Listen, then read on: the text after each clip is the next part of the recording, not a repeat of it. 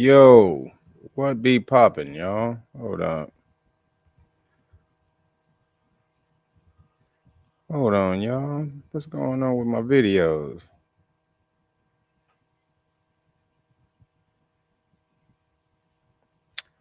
So they not letting me show my videos today, y'all. This is ridiculous. What the hell? What?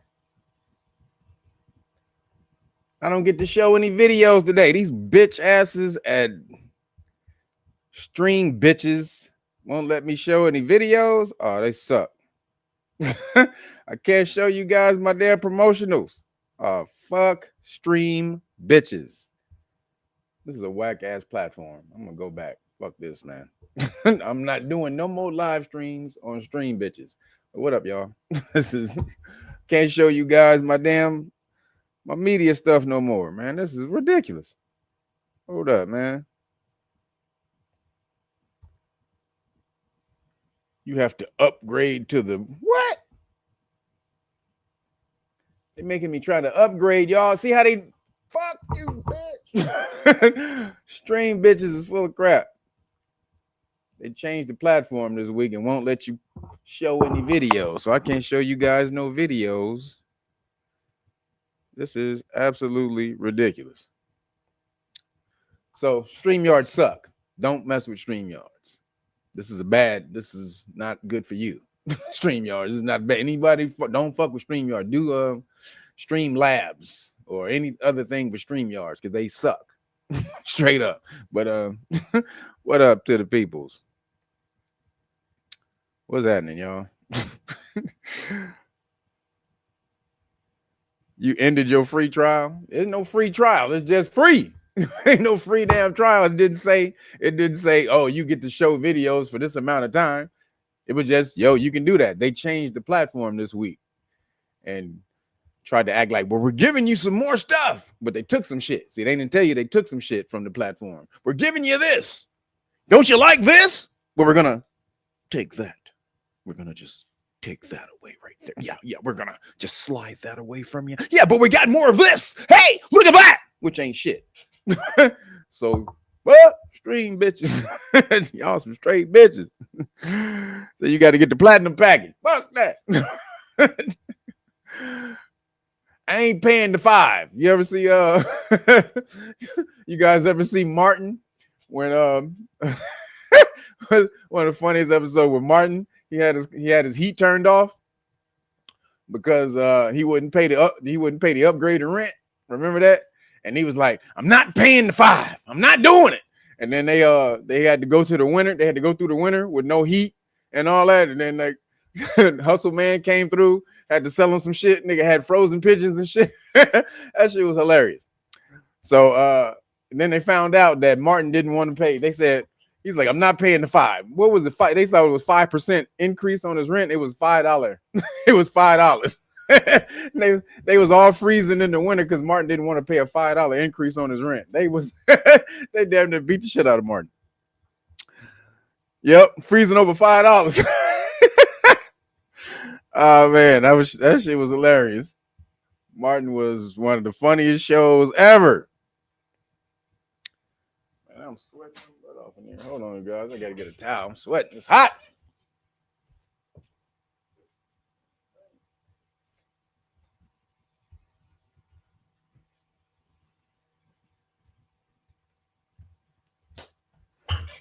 Sorry, y'all.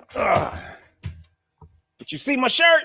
Don't y'all make sure y'all go over there, Real Noggins, and get my shirt. Y'all see how I go? Bam! Look at that right there. This is one of the Picasso series of shirts. So the FAFO shirts. You can see we got the eye. We got the eye, the third, whoop, whoop, representing the third eye up in there. Bam! So make sure you get over to Real Noggins and hook it up. He says, you in 125 degrees? You in a what? You are crazy. What the hell are you doing? No, y'all people who live, man, it's like 83 in LA, and I'm hot as hell. It's not even like I'm hot as hell in 83-degree weather. Oh man, y'all tripping. He said, HVAC service is trash. He says, did I? He says, they said you got it. Okay. Hold on. Nope, I ain't getting the platinum. DJ Sherm, I ain't getting the platinum package. I ain't doing. I ain't paying the $5. I'm like Martin. Martin is Aries. I ain't paying the $5.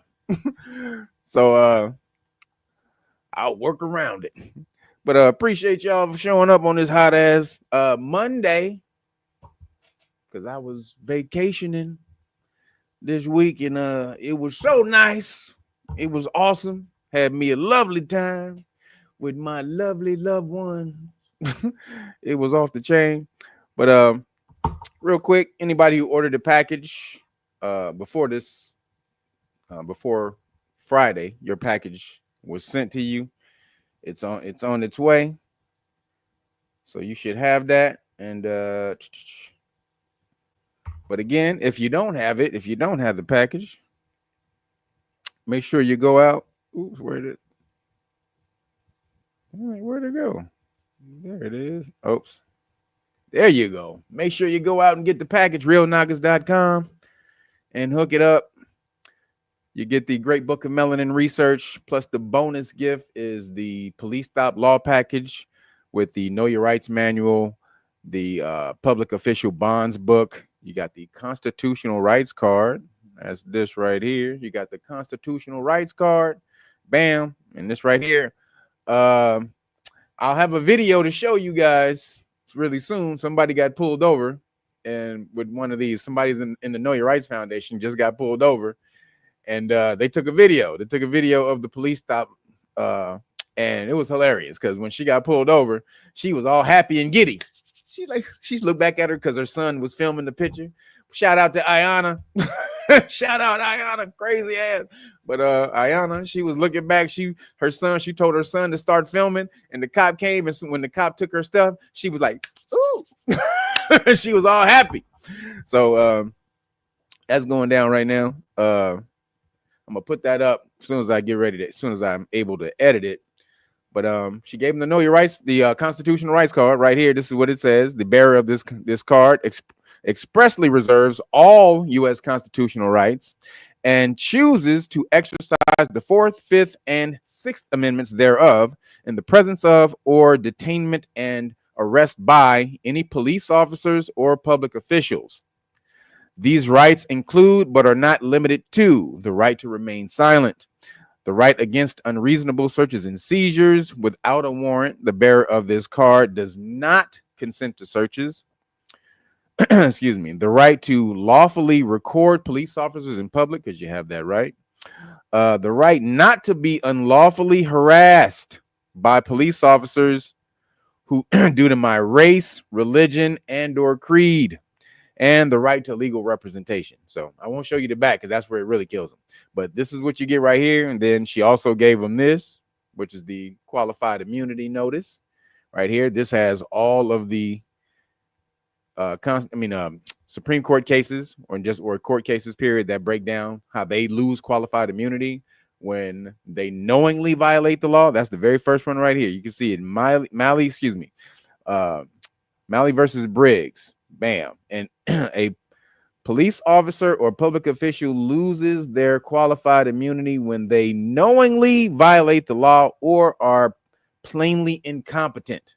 So when you get the police officers on camera telling them you're in danger of violating my constitutional rights, and then boom, they do it, boom, you got them once you hand them this stuff. And then it comes also with the qualified immunity card right here. And this is all police officers and public officials are required to take an oath as a fiduciary. See, this is some stuff y'all don't understand right here. The laws understand this. Fiduciary trustee to the people of this state and the United States. McNally versus United States, to uphold this state's constitution and the U.S. Constitution and laws thereof. Qualified immunity only protects police officers and public officials while performing their duties in good faith. So that means when you tell them you're in danger of violating my constitutional rights, they can't claim, oh, I didn't know. Well, they just told you. And they told you the law. And they gave you the cards that had the law on it. So if you didn't know, you chose not to know. And so that's being plainly incompetent. So boom. There you go. This is how you get back at police officers when they violate your constitutional rights. So this comes with the package right here. This is what you get in here. Plus the public official bonds book tells you how to go place a claim on their bond. Let me show you. I forgot to show you this last week. Let me see if I can show you guys a little something.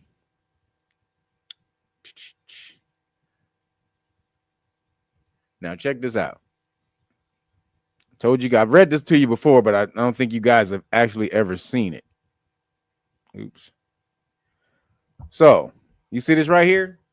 This is the Virginia law on bonds. It says all police officers appointed by the superintendent excuse me, of state police and engaged in the enforcement of criminal law and the laws relating to the operations of motor vehicles upon the roads and highways of this Commonwealth shall, before excuse me, entering upon or continuing their duties, enter into bond with some solvent excuse me, guarantee company authorized to do business in this Commonwealth as surety in the penalty of $75,000 and with condition for the faithful and lawful performance of their duties.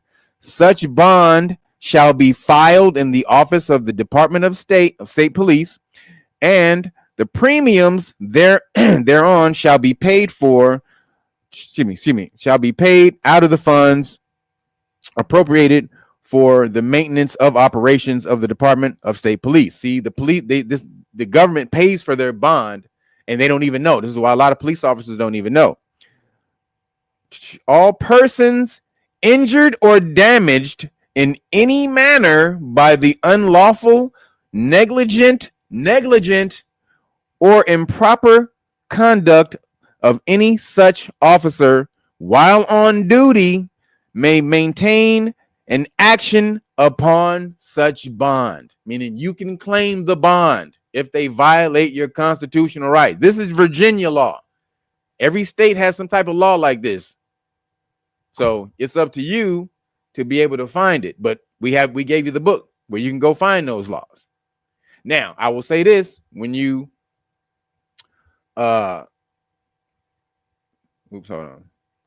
When you go looking for these, they know this is the last straw, the last game. So wait, what did you say? Hold on. You said you was waiting for me on Saturday? I was in lovely land on Saturday. I was in beautiful world on Saturday. This coming Saturday too. This is I'm taking vacations, goddammit. Don't expect me this Saturday either. I'm gone too. I may do another Monday one, but I'm gone. I'm on vacation time, baby. But appreciate y'all for checking out. But you see, these bonds, these public official bonds, they try to hide them. They play 3-card money with the bonds, and they be moving that shit around and like if you ever been in New York, never been swindled by one of them cats on the street, you know what I'm talking about. Them cats will let you win $20 first. They come like, oh man, you so good. You can, man, you got me. You see where the queen is all the time. Boom, boom. And then another dude will come in, and then first you don't want to get in, then another dude, he'll come lose some money. And then when you get in, you'll lose some money real quick, 20 to, or you'll win. They'll let you win $20 to $30 real quick. And then they say, you want to bet again? You've been winning. So you be like, oh yeah, let me throw a 50 in that bitch. And then shoot. As soon as you throw 50 in that bitch, they got you. So that's how they do. Yep. These are the Canal Street hustle. They got you with the 3-card money. So this is what they do with the bonds, the bond laws and stuff. Like they move that shit around. So we'll give you where they're supposed to be. And it's going to be up to you to do the footwork to actually find out where they actually are, if they're not where they say they're supposed to be. So again, realnoggets.com. Make sure you get over there and support. This is how you, boom. This is how you get back. This is how you give back and support. Hold on, let me remove that from the stage. So right here, where'd it go? All right, there we go. So this is how you support Real Nuggets right here. Also, you can hit me on the Cash App. Appreciate you guys for the Cash Apps this week. Who hit me on the Cash App this week? You gave me was Kevin Wise for, he said 4th of July shawarma. Oh, Deotis Dixon, appreciate you. Thank you for the Cash App today. Appreciate you, brother. It was then Robin Morgan. Appreciate you, girl, for the Cash Apps on the 4th of July. Wasn't looking forward. Oh, she gave me yesterday, so wasn't looking forward, but I appreciate it. Thank you so much. So again, this is how you support the realnuggets.com. Also, the Cash App is Real Nuggets, the number 9 right here if you want to help out. All right. So let's get into it. Oh, also, make sure you go to the Patreon. I got the Patreon on here. I think I got the Patreon on here. Yeah, patreon.com/realnuggets and sign up for the status classes. This is where you're going to learn to get out of the government, have one foot in the system and one foot out of the system. You're going to see you're going to need that real soon. If you don't have that, you're going to need that real soon. So if you haven't reclaimed your status, please get over there, patreon.com/realnuggets and sign up to the highest level. At the highest level, I will give you the paperwork for free. When you can explain it, let me say that. When you can explain the paperwork, I will give it to you for free. All right, because I need to build up this law army, and we're doing it. But man, we need the more and more people we can get in this 1 million Johnny Cochran army. We're going to do it with you or without you. So we'd rather do it with you. So please get over here and make sure you show your love. All right, everybody, let's get into it. Oh, I got to move the screen over. All right, so I got to share the screen again. Hold on.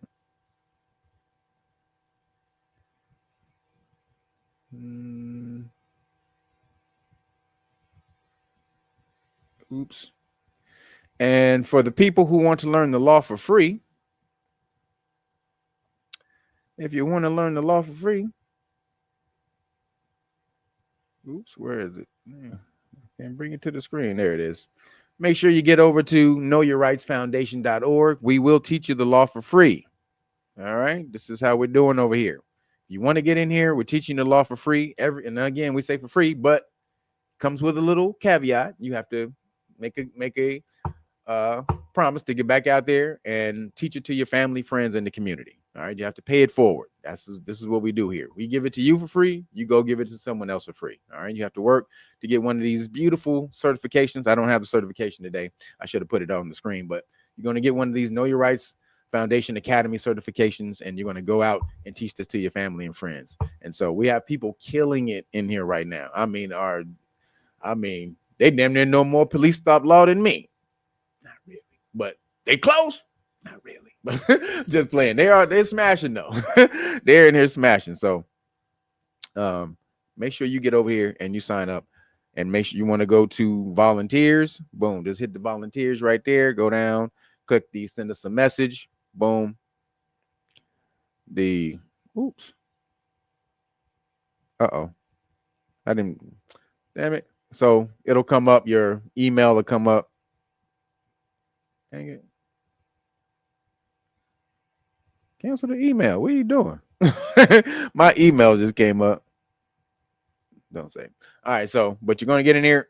Boom, click that and send us a message. We'll send you a 10-question questionnaire just to let us know who you are, because we can't let crazy people and serial killers in here. So just to feel you out, see who you are, send that back, and then we'll set up an interview. So make sure you get over there and sign up.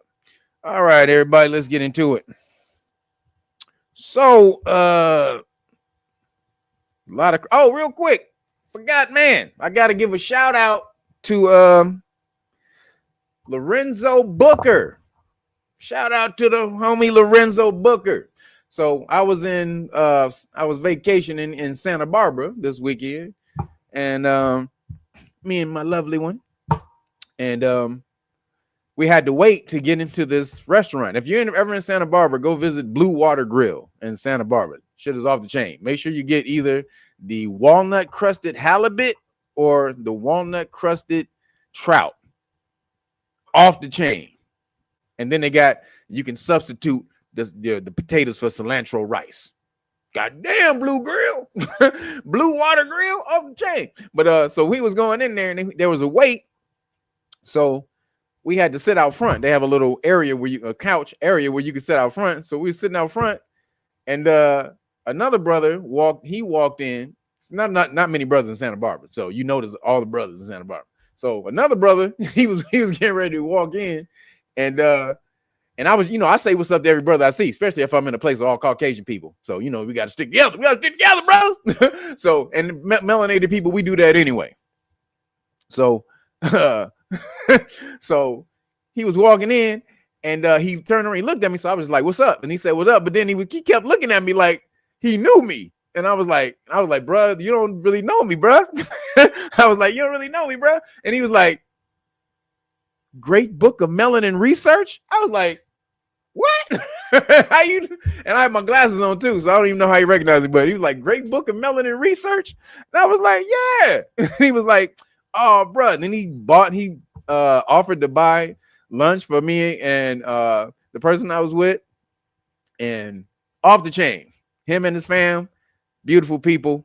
Has a ill son that's 17. It was 6'4", 230 pounds. So Lorenzo Booker is a former NFL player, and he went to Florida State, played in Florida and a couple other places. Off the chain running back. So then he just happens to be a movie nerd. So that's how he found my channel, I guess, through Bro Rich. So shout out Bro Rich.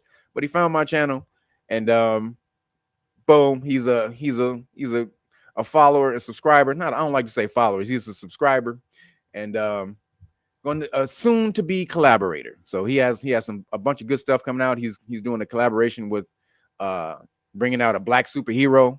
Gonna be off the chain. I'm gonna introduce it to you guys. So again, shout out to Lorenzo Booker and the fam for treating us to lunch. Appreciate you. We had a great time. It was awesome. Talked a bunch of crap. And shout out to your fam too, man. His son is about to be a killer, man. That dude 6'4", 230, just swole. Just crazy, just bow. He walked up in the damn Blue Grill like, what's popping? So again, shout out to Lorenzo Booker. Appreciate you, bro. He says, you live on Monday? I guess so. Lorenzo Booker was treating me to lunch. When we was at lunch, it was right at the time I was supposed to be doing a live stream. When I looked at the clock, I was like, oh, snap. I'm supposed to be in live stream right now. But I'm eating my nice walnut-crusted halibut. No, I'm just kidding. But it was off the chain. So appreciate that, brother. All right, now we can get into it. Shout out to Blue Water Grill. They got some boy. Blue Water Grill ain't no joke. That calamari, that fried calamari, goddamn, best in the world. And I'm a calamari connoisseur. That calamari's off the chain. But getting back to it, I'm back. I'm in Santa Barbara. I gotta come back. Goddamn. So here we go. All right, guys. So the breaking news that just happened last night. Really quick. So if you're in Houston, I got an announcement. If you're going to be in Houston for on the 12th, July the 12th, there's something called Fuse and Friends. Something called Fuse and Friends. This right here. I don't know if you probably can't see my screen, so I don't know why I'm showing it to you. Shit. But it's called Fuse and Friends. It's a pro-am basketball tournament on July 12th in Pasadena, Texas. So if you're near, I guess I don't know if that's near Houston or not. But and shout out to the people who, if you were in Texas and you got hit by the flood, man. Sorry about the man. It's crazy, man, with the living in Texas or Florida when they got these hurricanes and these floods. That's some bullshit. But shout out to the people out there. We're giving you good energy, putting out good energy for y'all. But if you're in Pasadena, Texas, near Houston, I guess that's near Houston. You can go to the pro-am. It's called Fuse and Friends pro-am basketball tournament with a bunch of pro people playing some amateurs, but celebrity amateurs. And there's going to be a Know Your Rights Foundation representative there. So his name is Derek. I've talked about him before. He's the dude who got like nine police lives. He's gotten pulled over by the police officer 4 times. Each and every time he did something wrong, but he handed him his Know Your Rights Foundation cards, and they let him go. I didn't even tell you the story with the lady. So the lady, real quick, I forgot to tell you about Ayana. So Ayana, she gave the police officer the cards, and she was going 90. She was going 90 and she shouldn't have been, but she got pulled over, gave the officer the cards or whatever. The officer walks back to the place with the car with the cards, the constitutional rights card, the qualified immunity cards, and then comes back and they say, well, I was going to give you a warning. I was going to give you a warning, but and he did give him a warning, but he said, you made me walk to the car with my tail with my tail between my legs. Shout out, baby. Shout out, Ayanna. So again, this constitutional rights package, these cards work, you guys. Trying to tell you, they work. Make sure you get over there. Oops. Oh, wait up, I gotta bring this. These cards work. Damn it. Oops. Where is it? Bam. Get you out there and get one. All right, so here we go. So last night, damn. Oops.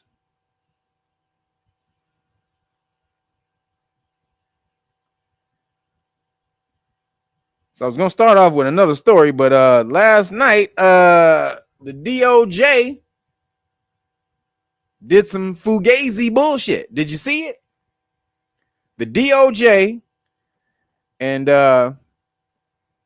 Pam Bondi and the FBI, Cash bitch tail, ass bitch tail. So they came out in the middle of the night while you were sleeping, and they said there was no Epstein list. Shh. Ain't nobody gonna know. Wait a minute, what? There is no Epstein list, and he killed himself. Shh, okay. Yeah, we're just gonna act like him. Yeah. There's no list. There's no Epstein list. What about when he went to jail the first time for peddling, child diddling? What happened with that? Which you were one of the state attorneys, Pam Bondi. Because I'm looking over here because it's Pam Bondi. I'm looking at Pam Bondi. But you were the state lawyer, one of the state lawyers in Florida when Epstein was charged. That's not incriminating or suspicious at all. And then you get in charge of these files and you get in there and she says, remember this on Fox News. This is on February 12th on Fox News. Pam Bondi came out and said, I have the Epstein list on my desk. We're going through it. Thousands of pages. But, okay. Then you remember that she brought all those influencers to the White House and gave them a big ass binder, three ring binder with Epstein list volume 1 on the front. They walked out and they showed the whole press corps. Look what we got. Wait a minute. And then was it a coincidence that all the influencers that you gave the Epstein, so-called Epstein list volume 1, 2, they were all Khazarians? Okay. We're just gonna bypass that right there. We're gonna bypass that right there. What'd you say? You said he's still alive somewhere on a private island. Epstein is chilling. Epstein is chilling. He said, I said bullshitaki at its best. Absolutely. Lion ass rattlesnake for sure. So she says, again, we have the list. And then she released the list to all the Khazarians, the Khazarian influencers. And then the Khazarian influencer says, oh, there's nothing new in this list. All the information in here was already released a long time ago. So there's nothing new. So then we're going to keep this shit going. Then the O'Keefe Media Group, the dude who used to own Project Veritas, he has his own little thing now where he has a bunch of reporters out here just, individual, what is it? Just, what is it? Just because they don't work for him. So they're just like individual reporters who, just they come back, they report on their own and come back and send them shit. Excuse me. They happen to be in a restaurant one day with Pam Bondi and her, I think it was nanny. Excuse me. I think it was her nanny or it was like a nanny or housekeeper or something like that. And she was saying that there was tens of thousands of videotapes. She said there's tens of thousands. So that means like 20,000. Tens, not 10 plural. I mean singular. Tens plural. So that goes into like 20, 30. So you got thousands in the 20s to 30,000s of videotapes of, they said he's doing atrocity, doing terrible crimes. We're not going to release anything about the victims, but we have to make sure the victim's okay. But this is a terrible, 20,000 videos of people doing atrocity, doing atrocious crimes and blah, blah. Okay. So funny thing, she heard about the O'Keefe Media Group filming it, right? Because he said on his show, he showed a clip of her in the restaurant. So she preemptively called a press conference at the White House and told everybody about it before he was able to release the video on his channel. So she got ahead of it, right? We have thousands, tens of thousands of videotapes of Epstein. What is it? Tens of thousands of videotapes of, people, victims and all this and that. So now, last night, surprisingly enough, freelance. Thank you. That's the word I was looking for. King Lemuel, appreciate you. See y'all up in here. Lady Al, Ocean Grown TV, all y'all up in here, man. Sorry, I didn't call out, shout y'all out today. I didn't have the comment section up, so I couldn't see you guys. But shout out to all the people who showed up first in the comment section. All the people who come in here. Make sure you take your shoes off. You know how I go in the dojo. Take your shoes off, please. That means hit the like button. If you're new to the channel, hit the like button. So, oh, real quick, shout out before I get back in this. Shout out to the people who bought shirts. You guys went over there and bought the Rapstrology shirts. You guys was killing it. You guys were killing it on the Rapstrology. Oops. You guys were killing it. Appreciate you. And the funny thing, your comments on who I should put next on the next shirt, y'all are hilarious. Who the hell is Sarak? See, I don't know Sarak. MC Light. I already thought about MC Light on the first one, so she was already going on the shirt. Who else did somebody say? Y'all said MC Light. Oh, Pimp C, you have lost your crack ass mind. Somebody said Pimp C. Put Pimp C in this, but what? Don't you ever in your life mention Pimp C with the greatest goddamn rap. You understand? But anybody, this is the gold. This is the gold, the Rapstrology gold. And then boom, this is the white one. This is on black, some of the darker shirts. You have the white writing. But you also have the gold. So shout out to the people who went and bought Rapstrology t-shirts. You guys are smashing out on it. But again, and that's realnagas.com to make sure you get the merch. Appreciate you guys. Bam. So going back, Pam Bondi. So Pam Bondi, or last night at 12 a.m. my time, I think it was 12 a.m. my time, or 11, I think maybe 11 p.m. my time. So like 2 a.m. Eastern, they released this statement that there is no Epstein list, and he killed himself. And they're going to have video of this very soon. Okay. You gonna have video? Now, what do you guys bet that this video that they're gonna release is gonna be 100% AI? You said, wait, what you say about Cyrock? Hold up. I said Cyrock, tap. Wait a minute. I said Cyrock, tap in with her. For real goddess MC. For real goddess MC. She won't disappoint. Speak on her like, all right. I don't know who she is. Now, Rhapsody, she gonna make the shirt. I know who Rhapsody is. I don't know who Cyrock is. Rhapsody? MC Light? Bam!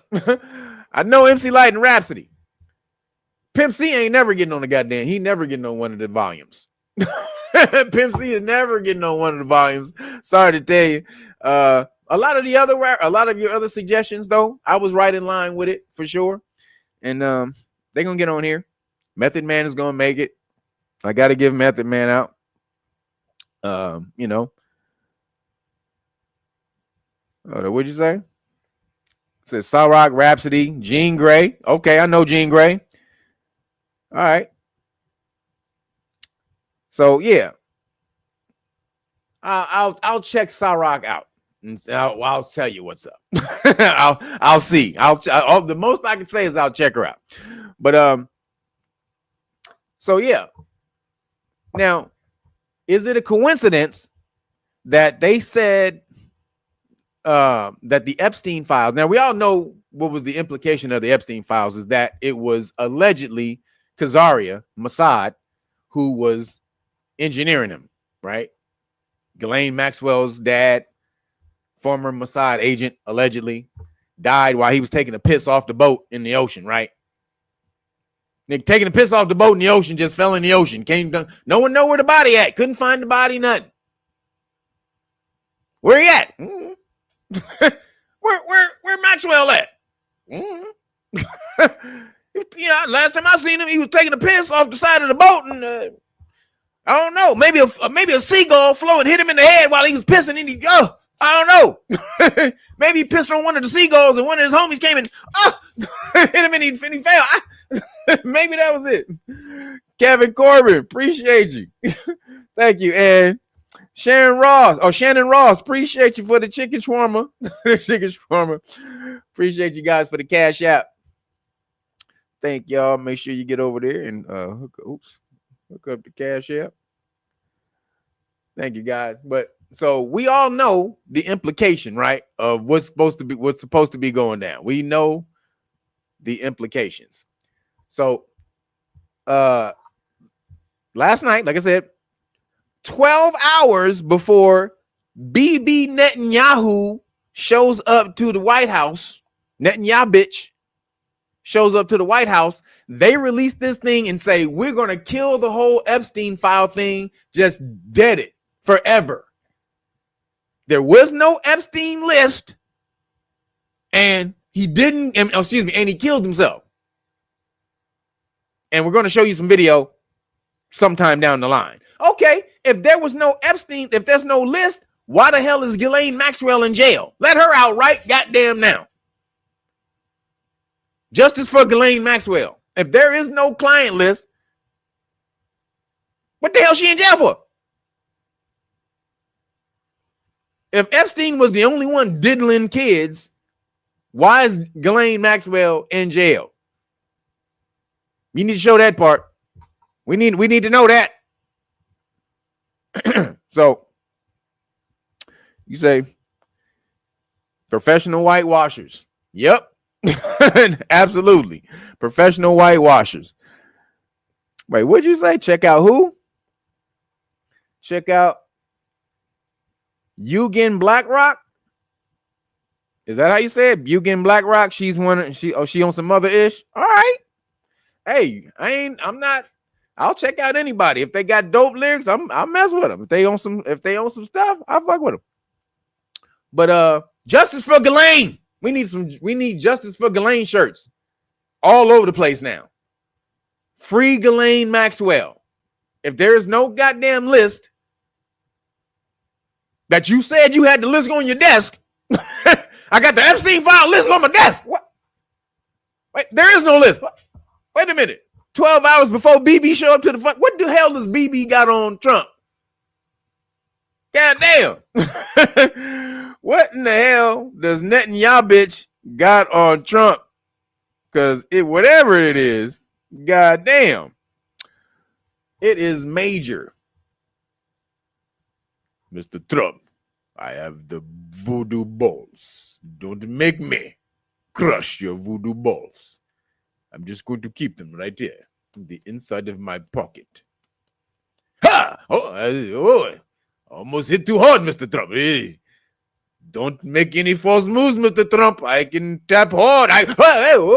See, I almost got you there. See, Mr. Trump, I almost got you.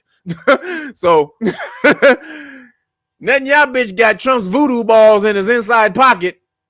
And this nigga playing Hambone on his chest every time Trump got out of line. Hambone, Hambone, have you heard? Mama gonna buy me a mockingbird. Like Trump is like, he got Trump dancing around. Like, wait a minute, stop, Netanyahu bitch. Oh, sorry, I got a little out of control, Mr. Trump. Sorry, I got a little carried away. Sorry. I just love the song Hambone. Sorry, we in Israel. We love the song Hambone. Isn't that right? Isn't that right, everybody? We love Hambone. Yes, we love it. Hambone. Yeah. So, god damn it. The voodoo balls. Yes, voodoo balls. So, this is all some bullshit. They had to kill the Epstein thing before Netanyahu bitch got here.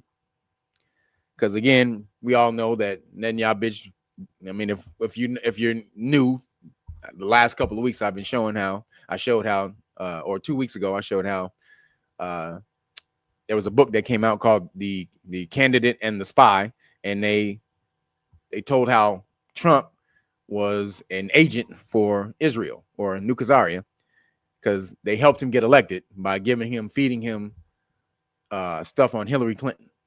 They were spying on a country who was spying on Hillary Clinton, and they said, so we got Hillary Clinton stuff. You want that? Because you about to lose, bruh. And Trump said, hell yeah, nigga, where that shit at? Where that shit at, God? So Trump got fed. He got fed the info. And now Netanyahu has voodoo balls. Donald Trump, voodoo balls. So we'll see how it works. Oh, P, wait, what'd you say? It says, yet Netanyahu bitch was probably Epstein number one client. Hell yeah, for sure. That's what I think. If wait a minute, if what's his name? Bill Clinton. If Bill Clinton is in there, is on that list, and a whole bunch of them other cats is on that shit, you don't think Netanyahu bitch is on that shit? Oh, come on. Hell yeah, Netanyahu bitch is on there.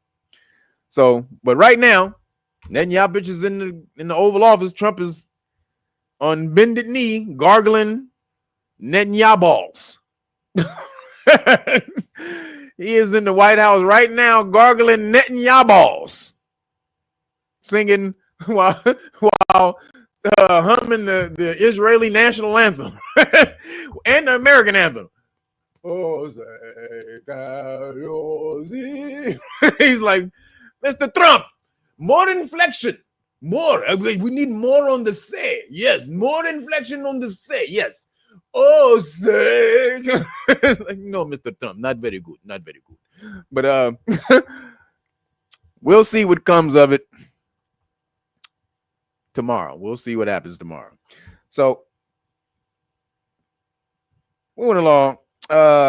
Trump got the big whack bill passed and signed on 4th of July. And I mean, it remains to be seen what will happen. You'll never know what's going to happen when they sign these bills. You can have a whole lot of speculation, but a lot of times they're wrong. Now, the Congressional Budget Office, they're usually right most of the time, unless it's a type of crisis or something like the pandemic or, you know, something like that. But unless it's any type of major event that happens, they're usually on the money. And they said that this bill not good. This bill no bueno for America. What'd you say? Yeah, netting y'all ball. Yeah, niggas gargling, netting y'all balls right now. So, Trump, we all know, man, Trump is just the biggest bitch when it comes to netting y'all. I ain't never seen him act like a bitch. I mean, it's crazy how much of a bitch he is with netting y'all bitch. It's insane. You the most gangster motherfucker all the time until netting y'all bitch shows up. And that can only be because this nigga got your balls hanging over a piranha tank. That's the only reason I can see Trump, nigga. This nigga's balls is, I told you last week, he got them balls ready to dip in the. Oh, hey, Mr. Trump. Oh, hey, oh. Don't let my hand cut, Mr. Trump. But so the bill passed. The military gets $1.5 trillion. Remember Mr. No War? No wars. I'm against wars. But I'm just going to give the military $1.5 trillion. What the fuck? You gave the military $1.5 trillion. This, I think, the whole damn bill is like $3 trillion. Like $3 trillion bill. This shit is crazy. He wants more hypersonic missiles and more nukes. So that's what a lot of the money for. So Mr. No War wants more hypersonic missiles and nukes. You know why? Because they saw what Iran did to Netanyahu bitch over in Israel. And even Trump had to give him, he's like, those hypersonic ballistic missiles they're really doing some damage over there. Yeah, Israel's taking a hit. he sounded impressed, like, God damn, Iran, y'all off the chain, bitch. He was like, God damn, bitch. So he was like, can we get some of them hypersonic missiles? Can we do yeah, 1.5 trillion. You sure we can get, yeah. We need some of that. We need some of that hypersonic shit. He says, and what'd you say? You can do Trump genealogy. He is Jewish. That's why. And not to mention, all of the presidents are related to each other. Yeah, all the presidents are related to each other. But Trump is not. He's converted Khazarian. Trump's not Jewish. He's converted Khazarian, or his daughter and his grandkids is. Trump is not really religious. Trump is not an ideology. Religion is an ideology. Trump is transactional. Trump doesn't do ideals and shit like that, unless it's like maybe his ideal is white people should be in charge. That's probably the only, that's as far as idealistic that you get with Trump. White people should be in charge. That doesn't mean he hate everybody else, but he thinks white people should be on top. So that's as idealistic as you're gonna get with Trump. But as far as religion and stuff like that, he's more transactional. If he'll act like he's with a religion if it suits him, like Christianity, getting the Christians on his side and stuff like that. But for the most part, that's not where he at. Hold on, guys.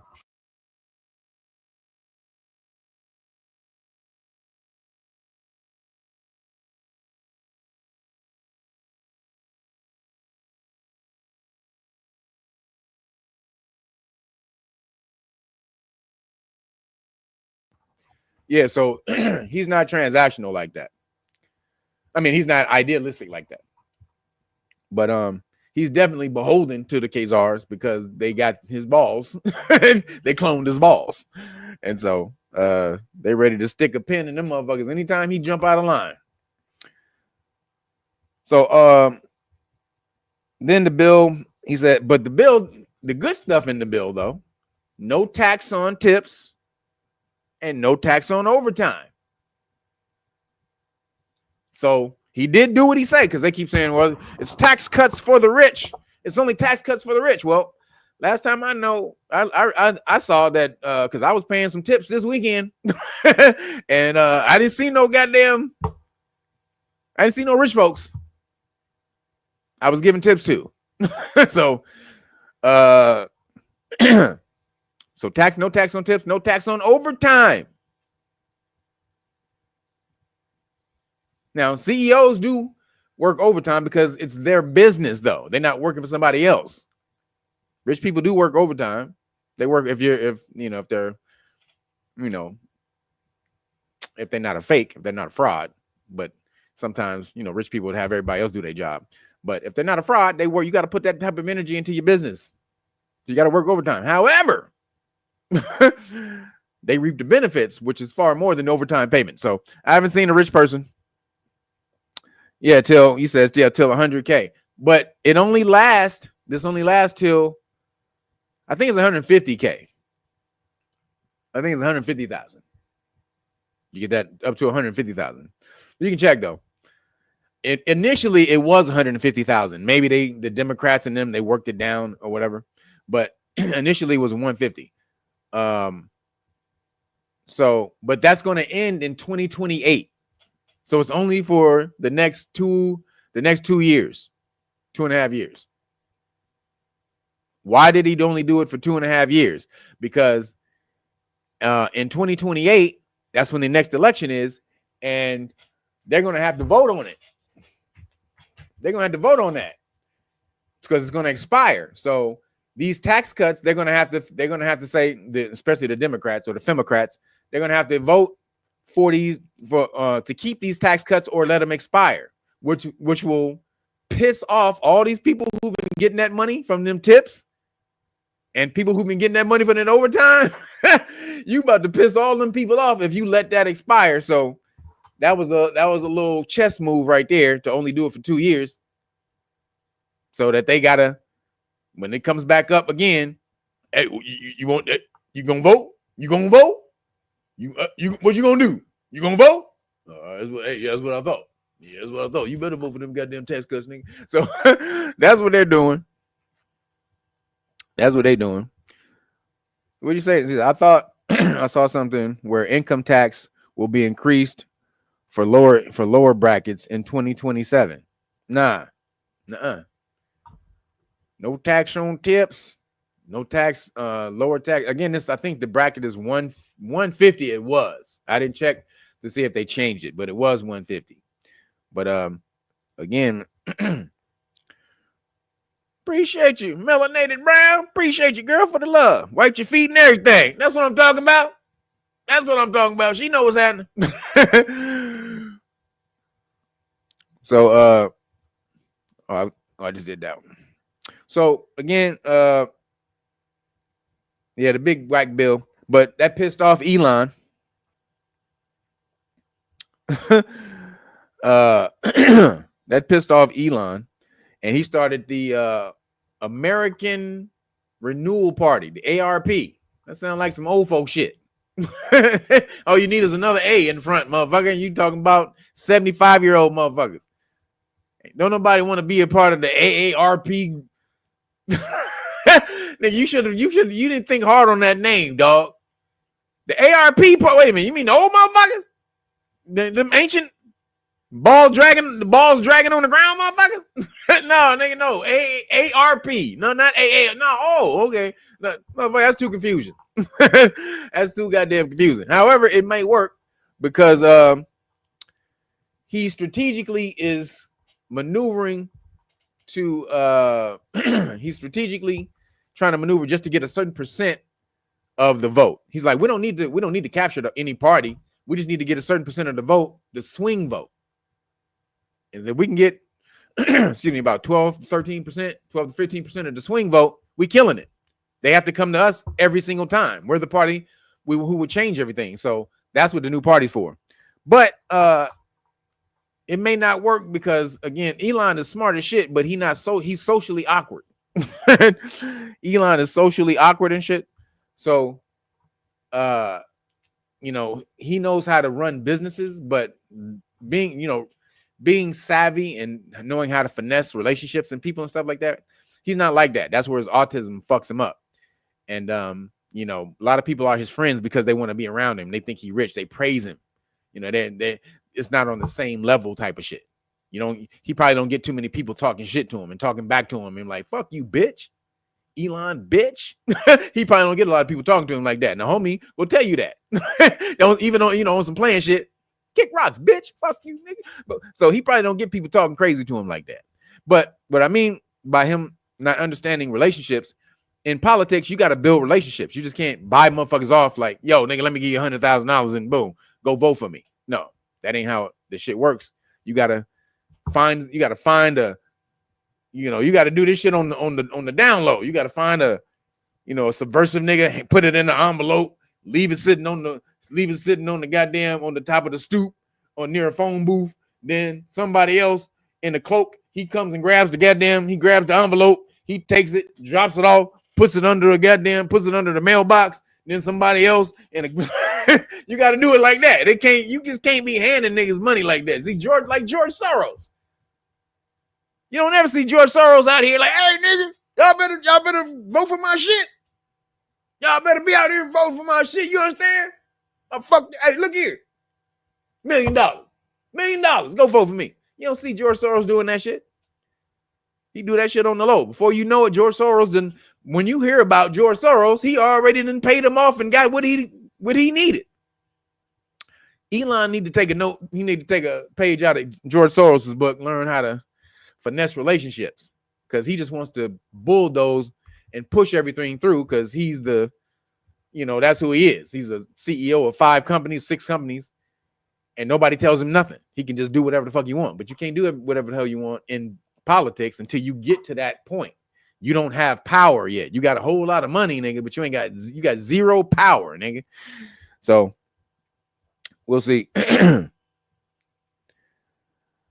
So but as I was going back to Trump on the ball gargling side of the game, and him ball gargling Netanyahu, bitch, he came out last week. So this is the crazy shit. So he cursed BB out last week. This lets you know how this is a game. He cursed out BB last week, then started saying, because he said, you know, the Iran and Israel, they've been fighting so long, they don't know what the fuck they're doing, right? So then there was a word that BB heard that and got mad and was pissed when Trump said that, right? So you know Trump got a poke in the voodoo ball from BB when he said that shit. He got oh shit. Trump had to come out and reevaluate, because then he started saying, after he got poked in the ball, in his voodoo ball, he started saying, we're the best of friends. We're the best of friends. Me and Netanyahu, bitch, we go back like 4 flats on the Cadillac. 4 flats on the Cadillac. So like, wait a minute, didn't you just curse this nigga out last week? I was just letting off some steam. That's all. Just letting off some steam. But that's my dog right there. Ain't that right, BB? Oh, hey BB.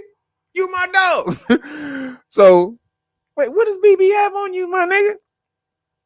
So, says they're the best of friends, and we've gone through hell together. That was a quote. Me and BB has gone through hell together.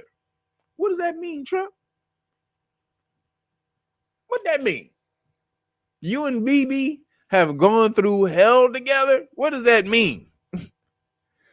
So what'd you say? He says, isn't George Soros the owner of the BLM? Yep. He backed him. Not the owner, but he's the funding. Yeah. He funded it. Yep. George Soros. That's what I'm saying. Elon doesn't know how to fight. Elon don't know how to fight. And, you know, he's been a nerd his whole life. Nerds don't really know how to scrap. You know, he's been a full nerd, not like a half nerd, half gangster. He's been a full 100% nerd his whole life. And so that was the whole joke back in the day. Go look at Revenge of the Nerds. The jocks would kick the nerds' ass, so the nerds had to get back by using their brains. But the real dangerous motherfucker is a nerd who can roadhouse your ass. Shout out to Patrick Swayze. God damn it. A nerd who can roadhouse your ass. That's a whole different ball game. And if you don't know what I mean,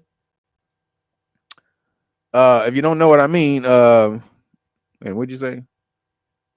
Go watch the end of Roadhouse, the last 10 minutes of Roadhouse. Shout out to you, Patrick Swayze. God damn it, boy. That affected me my whole life. I would have taken it if anybody touched me. I always say, Roadhouse. You touch me, Roadhouse. But go look at the end of Roadhouse. And you know what I'm talking about. Oh, yeah, Andre 3000. Andre and Big Boy gonna get on there. Aquemini is definitely on there. They're gonna get on one. Aquemini. Come on now. You know, how would I look not putting Aquemini on there? Come on. But so Elon need to learn how to fight. Elon, you need to learn how to get some hand skills, my nigga. You need something, nigga. You need some hand-to-hand combat skills, some shit, nigga, because you don't know how to scrap. Not with your hands, not even with your money. He didn't learn how to fight with his money. Because, nigga, if I had as much money as you, nigga, I'd be smashing on everybody. I would put $20 billion aside for anybody who fuck with me. It would be a $20 billion fund to fuck with me for, nigga, the $20 billion. Hold up. This is what you gonna get right here. You gonna get this right here. The $20 billion, this right here. Fuck around and find out fun. That's what you're gonna get. There would be a $20 billion FAFO fund. That's what it would be called. I would call it that. The $20 billion, the FAFO fund. For anybody who thought they was about to fuck around. Oh, you're gonna find out, bitch. So Elon don't know how to scrap like that. He's starting to learn because he's in politics and because he's too trusting and all that type of shit. So he's starting to learn, though, that these politicians are full of shit. They straight evil devil pieces of shit. Yo, Brandon Terry, thank you for the cash out, brother. Appreciate you, man. So he's starting to learn. And when he learns, when he gets his Jedi skills down, because Elon is a Jedi nerd, he's a Star Wars nerd. That was his first movie, like me. And like Lorenzo Booker, Star Wars nerd. Shout out to you, Lorenzo. Anybody who's a Star Wars nerd, you a good motherfucker because you want to be the Jedi. You don't want to be the Empire. You want to be the Jedi. You the good guy. Anybody who came up watching Star Wars, you never wanted to be Darth Vader or the Emperor. Nah, that ain't who you wanted to be. You were a Jedi. That's how I know Elon on the inside really, truly is a good dude. If you're a Star Wars nerd, that was your first movie, you want to be a Jedi. Mel, you can boo all day with your bitch ass. You can boo all day with your non-Jedi ass. Because you ain't no Jedi, nigga. Don't mean everybody else don't want to be a Jedi. Mel. Get your ass out the goddamn booing Jedis. Boy, you done lost your mind. What'd you say? Judge Joe Brown believes that Trump is using the Epstein files to blackmail the deep state to surrender. Come on. Joe Brown, you lost your damn mind. Joe Brown, you done lost your mind, boy. He ain't blackmailing no damn deep state. So, the ball gargling just never ceases. The ball gargling never ceases for Trump. So again, like I said, no, he called the ceasefire, or he basically what he said was, he said Gaza has agreed to. First of all, he said that Iran and New Khazaria agreed to a ceasefire, but New Khazaria kept bombing Iran. So Iran said, "Fuck this, we're gonna keep bombing your bitch ass too." So that kept going. The reason he called for a ceasefire is because New Khazaria is running out of missiles. So he's like, "Oh shit, we need a ceasefire," but then they kept bombing. Like, wait a minute, nigga, I thought you could. So Iran's like, "Fuck that." So then Trump is saying that he got a ceasefire called in Gaza. Now, he said there was a ceasefire agreed to in Gaza, which sounds awesome, off the chain, awesome on the surface, on its face. But then when you look at it, only Israel agreed to the ceasefire. Only New Khazaria agreed. So you're like, wait a minute, don't you got to have two sides to have a treaty? An agreement on some shit? Not when you're the only one doing the atrocities. When you're the only one committing most of the atrocities. So the reason that they're stopping fire because they need more bombs. New Khazaria needs to reload. That's the only reason they stopping bombing Gaza. And then New Khazaria dropped a bomb on a cafe, and a journalist cafe, killed like 100 people. They are some evil motherfuckers, man, and they're gonna go. Their time is up. They just keep committing these atrocities and thinking that they can just blackmail people into shutting up. No, this is going. Y'all done, man. You dropped the bomb on the cafe. Complete innocent people. No damn Hamas in there. These are all journalists. It was like an internet cafe. This is where they go to cook up to the internet and report. So New Khazaria dropped the bomb on all the goddamn reporters, telling what's going on over there. See, they're trying to shut everybody up. So we'll just kill everybody who's saying what's going on. So fuck these motherfuckers. So, like I said, it's supposed to be a 60-day ceasefire, but we all know what that bullshit is. So then the last of the New Khazarian bullshit. So I'm going to read this. I want to read this on this Epstein files. I'm going to read the list. I want to read this article to you guys about the Epstein files. So it says, President Trump, President Trump's Justice Department and the FBI have concluded they have no evidence that convicted sex offender and disgraced financier Jeffrey Epstein blackmailed powerful figures disgraced financier Jeffrey Epstein blackmailed powerful figures, kept a client list, or was murdered. So they say they don't even think he was blackmailing people. A former math teacher who becomes a goddamn multi-hundred millionaire and only had one goddamn client. Supposedly was a financial advisor. But you a high school math teacher. How the fuck do you become a goddamn financial advisor to a billionaire? Huh? One, and you only got one. That's your only client? And you become damn near. Okay, this is some bullshit, right? So they said that he didn't blackmail people. There was no client list. And he was not murdered, according to the memo. So it says the administration is releasing a video in both raw and enhanced versions. We're going to give you the raw video. We're going to give you the raw footage. Then we're going to blow it up. We're going to enhance it just to show you that it says indicates no one entered the area of the Manhattan prison where Epstein was held the night he died. Now, that's going to be a goddamn AI Epstein in that video. Everybody knows. You can make an AI anybody today. That shit's going to be AI like a motherfucker. The video supports the medical examiner's findings that Epstein committed suicide. The 2-page memo claims. The findings represent the first time Trump's administration has officially contradicted conspiracy theories about Epstein's activities and his death. Theories that had been pushed by the FBI's top 2 officials before Trump appointed them to the bureau. So Cash and Dan Bongino. What about the Epstein files? Why don't they release the Epstein files? Huh? What's going on with that? That's bullshit. They won't release the Epstein files because they know the people who's on that list. There's all these oligarchs. There's all these rich people.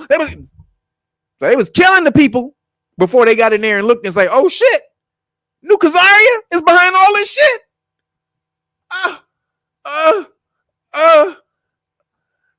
He killed himself. He killed himself. So then it says, as social media influencers and activists, Kash Patel, now the FBI's director, and Dan Bongino, now deputy director, were among those MAGA world Whoa. Yeah. So were among those in MAGA world who questioned the official version of how Epstein died. They was all release the files, release the files, release the files. Well, can we see the files? Fuck your AI video, nigga. Let us see the files. Dan Bongino, Cash Bongino. That's what I'm gonna call him now. Cash Bongino. Let us see the goddamn files. Like you were saying on your podcast, how you got to be the #1 podcaster in the world, bitch Bongino. That you can let's release the Epstein files. Okay, well let us see them. Where they at? Can we see them? Can we go over without your damn perception, without you coloring the shit? Can we see it? No, we can't see it. Oh, okay. See, oh, okay. My bad. Okay. So Patel and Bongino have since said Epstein committed suicide, but it has become an article of faith online, especially on the right, that Epstein's crimes also implicate government officials, celebrities, and business leaders, and that someone killed him to conceal them. And the memo, excuse me, the memo says no one else involved in the Epstein case will be charged. What? You got all these child diddling people and nobody gonna be charged? Are you fucking kidding me? You gonna let all these people go get away? You know Netanyahu bitch is in that goddamn file. You know it. Netanyahu bitch is in that file. That's why Trump is gargling Netanyahu balls right now as we speak. This nigga putting garlic sauce on them. Excuse me, putting hummus. This nigga's he's gargling Netanyahu balls with hummus. Mas. Mas. That means more. He wants more. He's using the Spanish. He's speaking in Spanish. The memo says no one else involved in the Epstein case will be charged. Epstein's associate, Ghislaine Maxwell, is served 20-year sentence for child sex trafficking and related offenses. But nobody, wait a minute. Where are the clients? What's she charged with? This is bullshit. Y'all, this is the biggest bullshit we have ever seen. Now, all you MAGA, you FAGA, not the written. So the racist MAGA and the cult MAGA, the people who just gargle whatever Trump say, gargle his balls no matter what he say, that's FAGA. That ain't MAGA. We know what that truly is. That's FAGA. Can't say it though, because you know bitch tube. You know what they gonna do. So again, man, Netanyahu bitch got all his he's dragging his Khazarian balls all over Trump's face. and Trump can't do a damn thing about it. So moving along, hold on. Hold on, man. Where'd it go? So there was did you see the rap group Bob Villain, which is hilarious. Bob Villain, some brothers, and I guess I don't know if they're Jamaican, but they some light-skinned brothers over in London. They got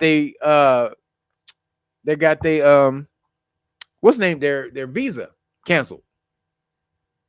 Because they said death to the IDF. Started a whole new chant. Death to the IDF, right? Now, that don't mean death to Khazarians. That means death to the military arm, the IDF, who's killing people. Just bomb. Man, there was a dude who was in it. You ever see that Omegle?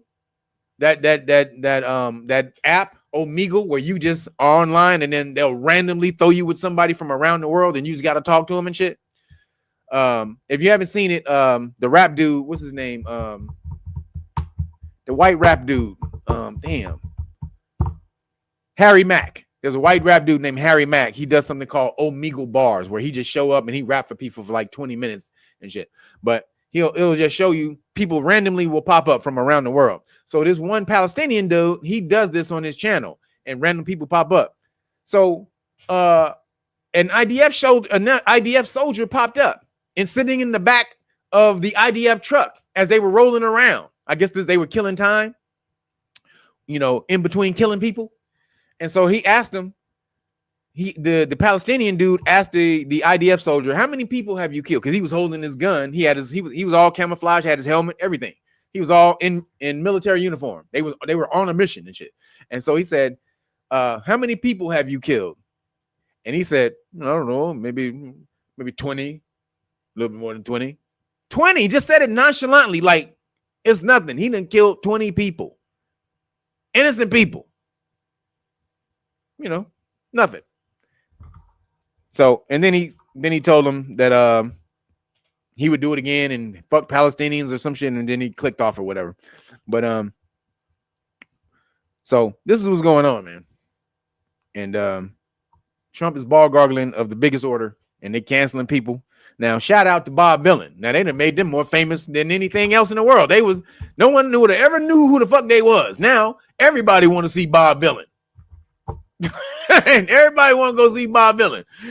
Dumbass. That's what you get. What'd you say? He's he's an NPC soldier. Yep. He just out there just doing whatever. Just said he killed 20 people. Just with no emotion. Nothing. Just said it with a straight face. Yeah, about 20. I killed about 20. Maybe more. What? Man, yeah, these people, man, their souls are dark and evil as fuck. So, so last thing I got in Trump political news. This is not necessarily Trump, but this is more political. A Bill Gates plan was revealed by a whistleblower in the Melinda and Bill Gates Foundation that he's planning to take over the water system in America.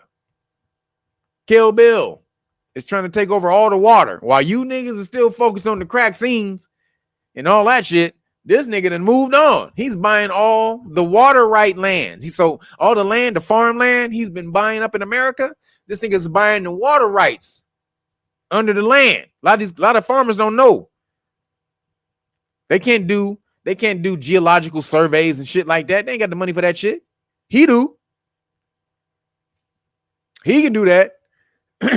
Scanning the ground with LiDAR and all the rest of that shit to see what's under there. He been doing that.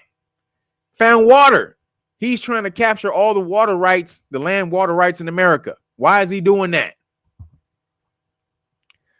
Why is he doing that? What'd you say? Deletion is a sport to these people. You damn right. The Khazarians.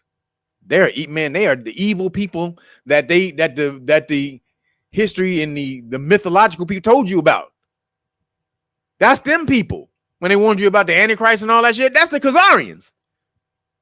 They the evil, and I don't mean all Khazarians. I mean the new Khazarian government. I don't mean Khazarians. I mean the new Khazarian government. And the people in New Khazaria who support the government. Yes, you too. If you support the government and all the fuckery they do, then you in on it too. But those are the people, the evil motherfuckers that they were talking about in the time, in the end days and all the rest of that, and all that. That's them people.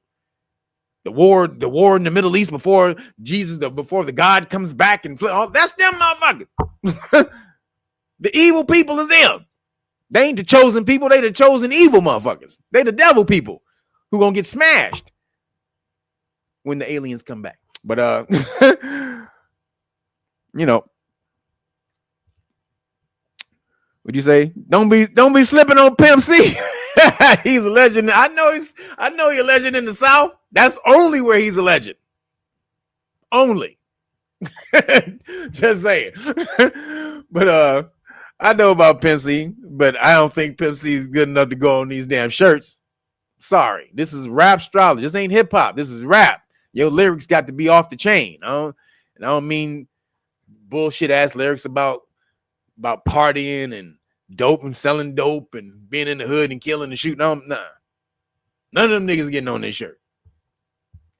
You got to be hardcore with your shit. The only nigga that may get on this shirt who was a hood cat, who was really hood. You got Snoop. Snoop had to get Snoop on there. And Too Short. I may have to put Too Short on there. Shorty the Pimp. Shout out to Short Dog. But Bill Gates, you guys, is going after the water rights. And in that movie, what's that movie? Oh man, The Big Short. Anybody seen that movie, The Big Short, with Christian Bale? Where in that movie, The Big Short, there was the guy who predicted the housing crash in 2008. So that guy in the movie, he made so much money, close to $1 billion off of all, because they were doubting him the whole time because he kept saying, it's gonna crash, the housing market is gonna crash. And nobody was believing him. Like, no, it's not crashing. And then finally it crashed. He earned all his goddamn money for his clients and himself, right? Then he got off of that. I forgot when that movie came out, but at the end of the movie, it said that he took all his money and invested it in water rights. Now Bill Gates, Kill Bill, is trying to usurp all the water rights in America. So you do the math on what's going down. What'd you say? Being street is okay if they're from the West Coast. You damn right. You goddamn right. You goddamn right. What, sir? You goddamn right. We started that shit. Gangster rap came from the West Coast. You goddamn right. But Snoop is lyrical, though. Snoop is not just a hood rapper. Snoop is actually a super lyrical motherfucker. Go put on the shiznit. Go put on the shiznit from his first album. Go listen to Snoop's first album. Snoop is lyrical as fuck. So I don't know what you're talking about. The shiznit is a freestyle. If y'all didn't know, that song, The Shiznit, is a freestyle. He didn't write it. He freestyled that shit. So shout out to Snoop. And then fuck you, Snoop, because you killed Tupac. So it's a yin and yang thing with Snoop. Yeah, he's one of the dope rappers in history, but he's a bitch ass nigga because he killed Tupac, allegedly. So you know what I'm saying? Or he was in on it, allegedly. Now, this is what Suge and them said. This ain't from me. This is from Suge. This is Suge Knight. Said this on Art of the Dialogue. So if you want to go look at Suge. No, he said this on not Art of the Dialogue. He said it on Piers Morgan. Sorry. So if you want to look it up, go to YouTube, type in Piers Morgan, Suge Knight interview. And on that interview, he said that Snoop killed Tupac. And so there's a love-hate thing with Snoop. So man, if you see the future, if you understand, you can see things, try to look into water rights, everybody. That's what we should be on. If the dude who predicted the stock market crash and Kill Bill Gates is all moving their shit to water rights, why don't we look at water rights, guys? And if you can't do water rights on your own, maybe brothers should be coming together, forming businesses, pooling your money that can then invest in water rights. How about that? Because now, if you've heard this right now, and then 3, 4, 5 years from now, you hear that it's some crazy shit about to go down with water, and they're about to control the water system and all that, and you didn't get in on this. Right now, you can't say, oh, fuck them people, man. You was told. The universe told you. Through me. Do something about it. Acquisition and application of knowledge is true power. So, moving along. There was a woman on Jimmy Dore. Her name is Dr. Juliet Engel. She said she was part of a secret mind control program called First of It. So, if you go, she was breaking it off. It was that thing was like talking about like the interview was like maybe an hour and a half. I think the first interview was like an hour maybe, and then they clipped in some other things because I think they went to Rumble after that, and then so they clipped some more stuff from Rumble that they couldn't say on YouTube. But she said she was part of a mind control program in the 50s called Project Artichoke. Project Artichoke. And then she came to say that it was called Project Artichoke because the inside of your brain looks like the leaf of an artichoke. So, and Project Artichoke was basically a program to control children. It was a mind control program for kids. But not young kids. So she was brought in. So it started off with like older kids, like 14, 15, stuff like that. Then she was brought in for Project Bluebird. So the first mind control project was called Project Artichoke. Then she was brought in on Project Bluebird. Excuse me. Project Bluebird was the smaller kids, the young kids, like 4, 5, 6. That's when she was brought in. Her dad was an agent, sold her in to the shit, bringing her to the parties and shit. So she said that Project Bluebird was used to there was young children used to corrupt government officials. This is what she said. It was all a precursor to the MK Ultra, the first program called, again, Project Artichoke, then Project Bluebird. And it said by then, like I said, the really, really young cats was in there. The really, really young people were in there. Then after Project Bluebird, now, if you really know your nerd stuff, what is Project Bluebird? What Netflix show coincides with Project Bluebird, everybody? Can you tell me what Netflix show, famous show, really popular show, coincides with Project Bluebird? Wait for it. You said some ain't lyrical. Oh, Snoop ain't lyrical. He sounds like the Mother Goose 1, 2, 3, and 4. You get the fuck out of here. You lost your damn mind. You lost your damn mind. He ain't conscious lyrical, but the nigga is definitely lyrical. What you call lyrical, you think conscious, only conscious motherfuckers are lyrical. No, Snoop is lyrical as fuck. And go again, listen to the Shiznit.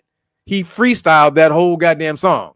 Until you show me your freestyle as better than that, I don't want to hear shit from you. Matter of fact, we better take that down. I don't want to hear shit from you until you upload your videotape of you freestyling better than that. Until then, I don't want to hear shit. No, hear you talking shit about Snoop. God damn it. But so Stranger Things. There you go. Somebody got it. Who was it? Lucifer Morningstar. Stranger Things. Project Bluebird is Stranger Things. Shout out to Stranger Things. That show is off the chain. When you gonna release goddamn the 5th season? They tripping. It's been like 3 years. Hurry up and release that goddamn 5th season. Shit. Fucking 11 gonna be fucking 1027. by the time we through with this shit. Goddamn. So but that show is off the chain. So then after that came the Montauk Project. Everybody knows about the Montauk Project. That was also the other mind control project. And then she said MK Ultra was where it ended. And then that's where the government started to say that we're ending our mind control programs. And so, no need to check back in because the government started to be government accountability on this stuff. So they started to try to look in on these programs because at first when they were created, there was no government oversight. None. These cats would be given a crazy budget from the government and say, go ahead and do this. And this is why they were just able to do anything. Take kids. She said on the beach, there was a bunch of naked kids running around. And there would be politicians, Washington politicians on the beach. And they would get these pictures of the politicians with naked kids. And this is how they would blackmail them. And then they said some of the kids were allegedly sacrificed. And the kids who weren't sacrificed were part of the bloodline, the royal bloodline families. Those were the kids who weren't sacrificed, who was able to stave off the sacrifice. So she was part of the bloodline family. And so she wasn't one of the kids who was sacrificed. But she said also, so basically what happened to those children, she said some of the children were sacrificed, like I said, sacrificed. Then some of the people in the program grew up to be sleeper cells. to be sleeper cells and to infiltrate important parts of the government and society. So a lot of the people who are running society now are people who were in these programs. And so they put you in this program, then they brainwash your ass, but you have this programming in the back, so you don't remember shit about it. Until like something traumatizing happened to you, or you get a physical, an accident or something, a head injury or something like that, and then that shit brings it back. But one of the places where they held the experiments was a place in Canada that Kamala Harris's mom allegedly worked at. Now, I talked about this during when Kamala was campaigning. I talked about how her mom worked at a mind control, when the MK Ultra places. That was the place in Canada where Kamala grew up. Now, it all starts to make sense now. She was one of them motherfucking kids. And I think Barack Obama was too. Allegedly. We got to say that. But Kamala, she ain't got nothing up there. She seems like she completely programmed. She is just on autopilot with the bullshit. And then you go find her made up background with her mom and all that. That Candace, oh yeah. Oh, motherfucker, yeah. She was one of them kids. Fuck yeah. I am damn sure. I am 97% sure Kamala is one of them kids. So then they said another place was Georgetown, where they paid for. So they took some of the money, the government money, and they paid for a medical facility at Georgetown. And then the agreement they had with Georgetown was, all right, we'll build the facility, but you got to give us some patients. So let us do some experiments on some of these kids and some of these surrounding vagabonds and shit. You know, the bums. That's another term for bums or transit people. You let us do some experiments on these cats, these kids.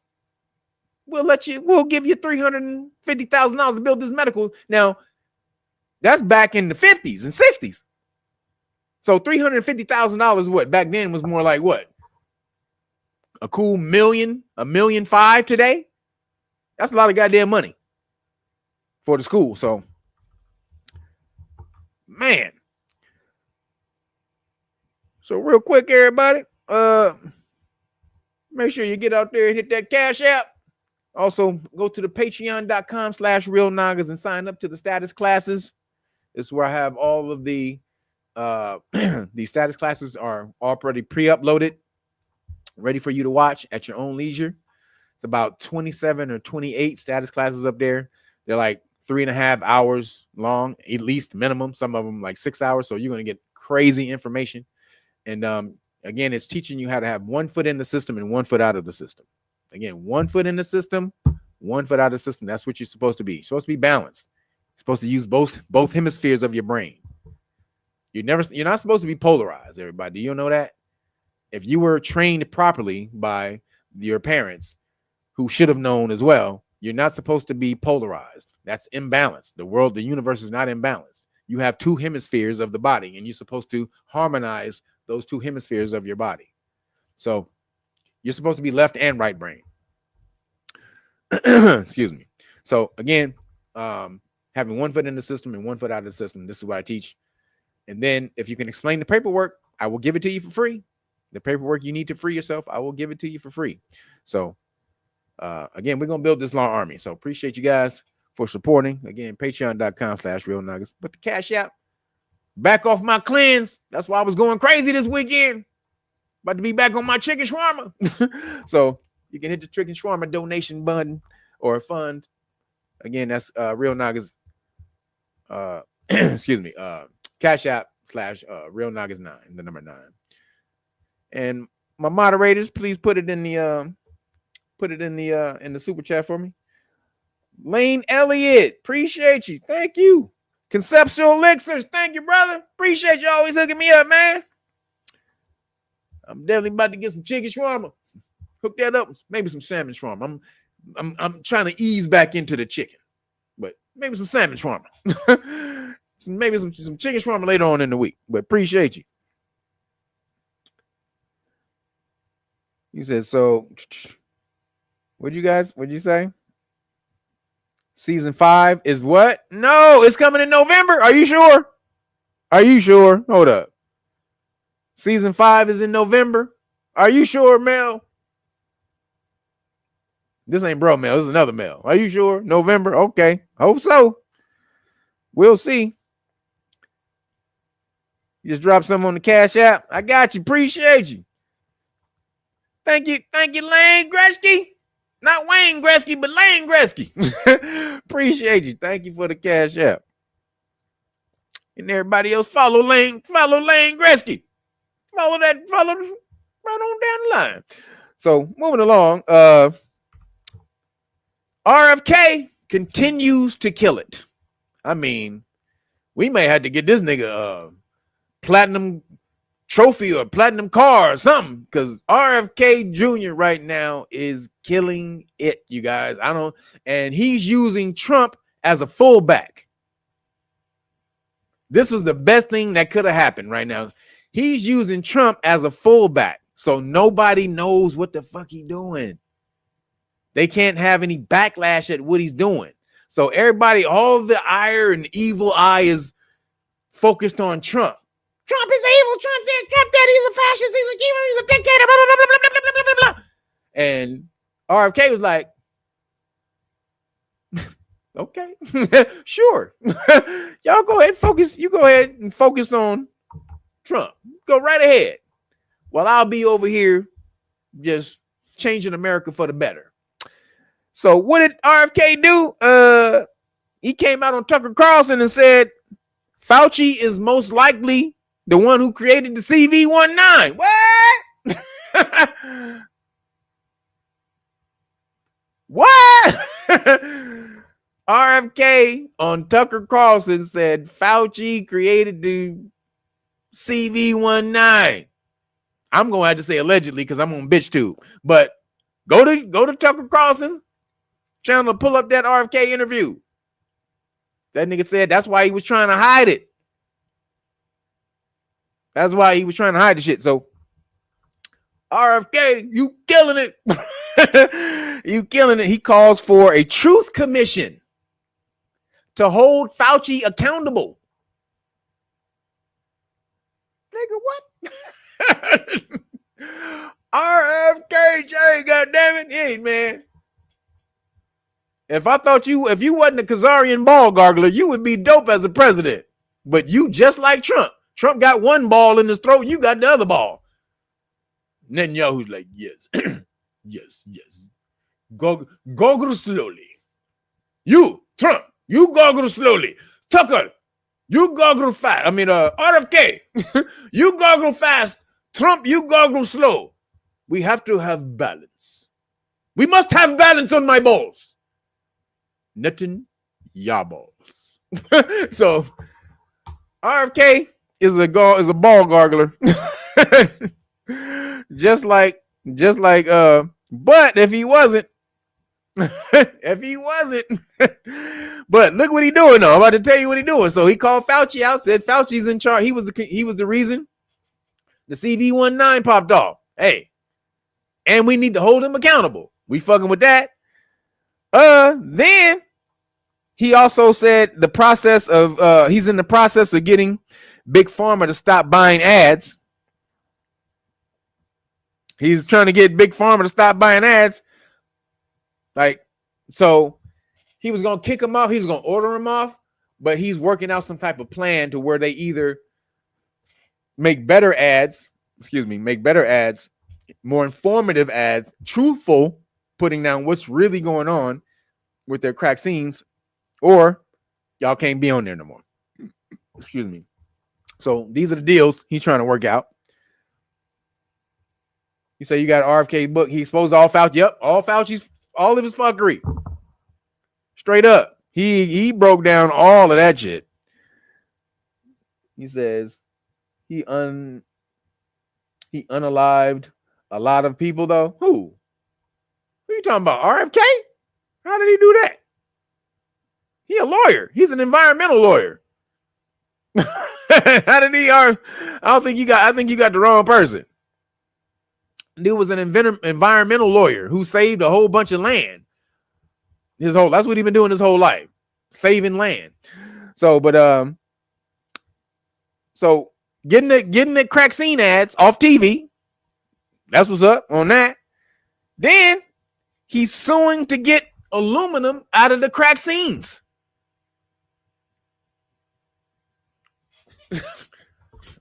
He's getting the aluminum out of the crack scenes.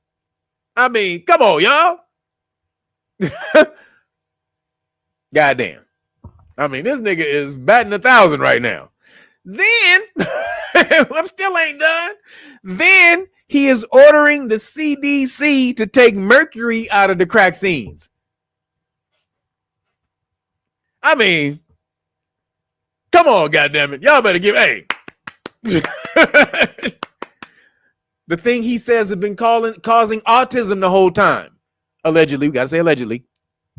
That's what he said. YouTube, don't be fucking with me, YouTube. RFK Jr. said that. Not me. But the thing he says that's been causing the autism this whole time. He's taking it out. No more mercury in the crack seeds. No more aluminum in the crack seeds. Hey, man. My friend lost all the eggs in her ovaries after the jab. Oh, man. Doc said she can't have. Oh, damn. DGA? That's some bullshit. See? That's Fauci, bitch ass. What'd you say? Oh, appreciate you, Ro. Appreciate you, Ro. Rolino or Roland. So, man, we gotta send some good energy out to your peeps, man. That is some bullshit. Fauci owes a lot of people, man. He has ruined a lot of people. Oh, you said he killed a lot of people. I think you were talking to Fauci. You were talking about Fauci, not RFK. My bad. I'm sorry. I mixed it up. You're talking about Fauci. My bad. Not RFK. My bad. But yeah, man. RFK is out here again, killing it. I mean, come on, y'all. Can we? Oh, real quick, going back to the last story, the MK Ultra shit. They came out that program. I had never heard of this program, but if you were in this program, you might be one of the mind controlled sleeper cells. The GATE program. Was any of you in that shit? The GATE program, Gifted and Talented Education. See, I didn't know nothing about that shit. I was crazy. That wasn't me. They weren't looking for me. No, but because I didn't go to school. I didn't go to school a lot because the school was boring. It was dumb as shit. It was stupid. It was too slow for me. My mind was moving too fast. So school was bullshit to me. But in this program, the Gifted and Talented Education, they said that a lot of those kids who were in GATE were the mind control subjects. They were mind control subjects. And so they were like, if a lot of times people who in GATE don't remember what happened in GATE. And they were on this, they was doing all this shit. So that was part of the program. So a lot of these child programs came out of that 4-H. How many of y'all was in 4-H? So GATE, 4-H, all these little programs, that was all MK Ultra shit. And this is what they would introduce these little tactics in these little program tactics, these little experimental tactics on children to see how it worked. And so your child probably grew up to be one of these sleeper cells. Oh no, Wayne Johnson, you was in it? Oh no. Did they get you, Wayne? Did they get you, Wayne Johnson? You a sleeper cell, bro? God damn it, Wayne. You said you got kicked out? Wait, who said? What'd you say? Rafisis just got kicked out for being unruly. You got God damn, you got kicked out. He says, yes, the GATE program also helped you apply to boarding schools. That's okay. That's where they at. Those boarding school people are the ones who go on to be in politicians and all the rest of that stuff. Go watch. What was that school? What was that? Oh man. School Ties. That's one of Matt Damon's first movies called School Ties with what's homeboy? Brendan Fraser. And homeboy was in it. Batman. Ben Affleck. He was also in it. So had a bunch of young cats who were supposed to be stars, but that was about boarding school. That was about the boarding schools that led you to Harvard. But that's where they are mind controlling a bunch of these cats. That's what she said in the show. That a lot of these cats who you see around there, these are the cats who grow up to be politicians and heads of CEOs and all that type of shit. And then they make crazy decisions that are antithetical to America. And you wonder why. That's because they've been controlled and they're supposed to be doing this, siphoning off bits and pieces of America until it gets destroyed. So, goddamn, man. Again, shout out to RFK though. He killing it. You killing the game, boy. God damn, boy. This bud's for you. But moving along. So this is funny as shit.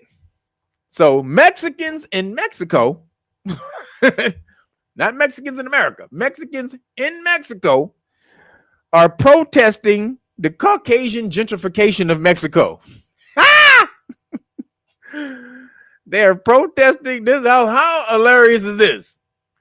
Again, the Mexicans in Mexico on 4th of July, yesterday, the other day, on America's Independence Day, they decided to have a giant protest in Mexico because, there's like 1 million American expatriates over in Mexico. So, people who move to a different, move over there, leave your country, go to another country. 1 million, most of them Caucasian. Predominantly Caucasian, like 85, 90% of them are Caucasian.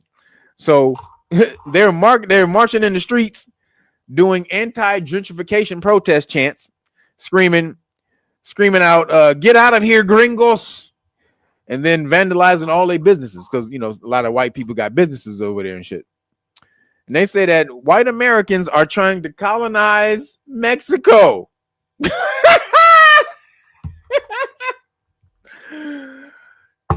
Isn't that ironic? Don't you think? It's like rain on a wedding day. No, I'm just kidding. But kind of ironic that they say the Caucasian people are colonizing Mexico. Huh? Okay. What the fuck are you niggas doing? Huh? What the fuck are y'all doing? And again, they're harassing all of the Caucasian tourists, throwing shit, hitting them in the head while they just riding their bikes up the street. Some people throwing shit. Bow! Motherfucking Caucasian nigga got hit while he was just walking up the street. Bow! Oh shit! It's like Ron Artest and fucking Steven Jackson in the Malice in the Palace. That's what it was like. Remember Ron Artest got that cup thrown at him and shit from the stand? Bow! Them niggas, motherfucker! Somebody threw a cup, hit the white dude in the stand, but he didn't do Ron Artest though. He didn't run. That nigga was scared of shit. He stayed right there. He was like, "Who hit me? Who hit? No, never mind. I'm good. I'm okay. It's okay. I'm good." So that shit is hilarious because the reason they say they don't want Caucasian people over there is because the Caucasian people come over there and drive up the prices for the native people. They come over there bringing their American money that's worth more than the pesos over there. And so they get to drive up the prices and shit for shit over there. Huh? Like when Mexicans come to America and take up all the low-paying jobs and drive the prices down. Huh? It's kind of crazy that mass immigration has an effect on the people who actually live there, huh? Kind of crazy. I know. It's crazy than a motherfucker. Crazy as hell. Whoa. Like, whoa. But yo, Roger Rose, appreciate you. He said, just got your package for sure. That's what I'm talking about. You ordered I forgot what you ordered. You ordered some flashcards or something? I forgot what it was, but glad you got your package, brother. get that information and kick it back out to the people. But wait, what'd you say? They want open borders for the United States, but don't want it for Mexico. Yep. Now that President Trump has closed our border. Yep. And now the illegals are in Mexico. Now they don't like it. Exactly. Yanis 43, great assessment. That's exactly what happened. Again, they want open borders for the United States, but don't want it for Mexico. Now that President Trump has closed our borders, and now the illegals are in Mexico. They don't want it. Yep. Karma's a bitch, ain't it? Karma is a motherfucking bitch, ain't it? You were purposely invading America to try to steal America's wealth. That's what they were doing. All these governments are doing that, just so you know. Governments are purposely sending people over here. It is an invasion. So when Trump called it an invasion, it is. These people are coming over here, but it's a plan of their governments to send them over here so they can get over here, work, then send that money back to their governments. That's how their governments are getting rich off of America, off your ass. So, kind of funny. Y'all niggas ain't got shit to say over in Mexico. We don't want to hear none of that bullshit. Go home, gringos. No, fuck you, bitch. I'm here now, motherfucker. They should be flying their American flags over there, too. If I was American over there, nigga, I'm flying my American flag. Just like y'all be flying that Mexican flag over here, nigga. Flying my American flag, too, bitch. Fuck y'all. Straight up, nigga. Now, let me having said all of that, they still got to deal with them cartels. So, you know what I'm saying? You better be gangster enough to deal with them cartel motherfuckers if you start talking crazy. So I'm just saying. It ain't the same. You know, you ain't got no cartels that's gonna whoop your ass over here. You start talking crazy about America. You start talking crazy about Mexico over there. Them cartels will take your ass out.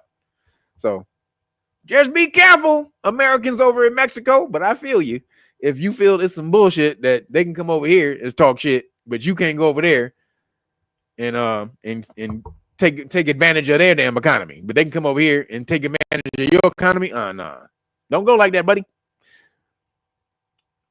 Wait, what'd you say? It's not that simple. You got to factor in how much the U.S. has directly destabilized Central and South America. We ain't going for that. We ain't going for that destabilized bullshit. Fuck that. They destabilizing shit too. That shit is even. That shit is even. And you got to factor in that Mexico uses American military to protect themselves. Mexico and Canada, they don't have militaries that have nowhere near the firepower that America has. So on these agreements, a lot of these agreements, especially trade agreements, America subsidizes the economy of Mexico and Canada by billions of dollars. So I want to hear that destabilize shit. America sends billions and billions of dollars. This is on the legal side, subsidizing their economy. On the legal side, they send billions to Canada and Mexico. Not to mention on the low side, when all those people come over here and work and then send all that money, untaxed money, back to fucking Mexico. So I want to hear that bullshit. You're right. It ain't that simple. You got to go back and do more of your damn history. You got to get some more information, because America is subsidizing the shit out of these two countries. So for all that destabilization, they get stabilized because America protects them. Also gives them weapons. A lot of their equipment from the military came from America. So you're not seeing the whole damn thing. You hear one side of it. America destabilized these countries, so the country they should be able to destabilize it. Nah, it didn't work like that. That ain't how it is. America will destabilize the country, but also they understand the balance of shit. So they'll go and pump that country up. Just like when they destroyed Germany, but they went over and rebuilt Germany. They helped Germany rebuild. When they destroyed Japan, they went over and rebuilt Japan. So they know the science of they know the science of balance and karma and shit like that. That moral shit is man-made. The universe only deals with balance, equilibrium. Did it balance out? If it didn't balance out, I ain't working with it. So moving along. He says, no gringo vadio. No gringo vadio. The United States sends millions of dollars to Mexico, Central and South America every year. Goddamn right. Straight up. Them niggas be broke as fuck. They be starving their asses off if America didn't send them. They send them that and weapons and a whole lot of other shit. So y'all got to factor all of that in. Mexican army got taco trucks with paintballs.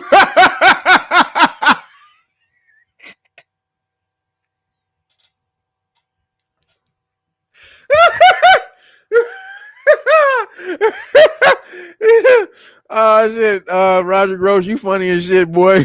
He said Mexican army got taco trucks with paintball guns. Roger Gross, you funny as shit, boy. You funny as shit. There's a lot of y'all funny cats in there, but Roger Gross, you might take the cake, man. You probably the funniest nigga in there. You and Geechee Dan, and there's a couple other people who are real funny in here too. But man, you probably take the cake. You got the funniest comments. That was hilarious. Make paintball truck, paintball guns with on the taco truck. All right, on that one.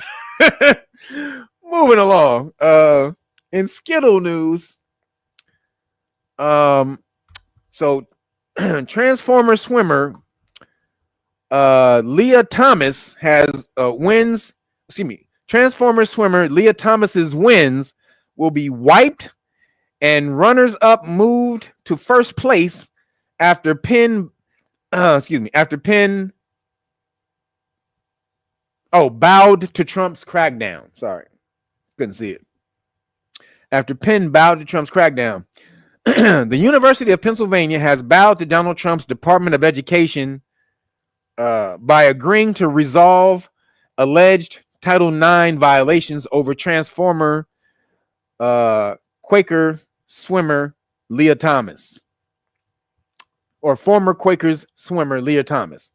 The DOE announced Tuesday that Penn is adopting strict definitions for male and female competitors under White House guidelines, adding that the school will ban trans athletes for women's competitions and erase Thomas from the school record books. Bam! Boy, don't see Donald Trump. It's hard, boy. That nigga making crazy wins in America.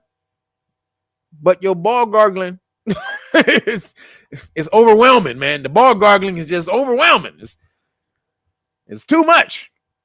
Hold on.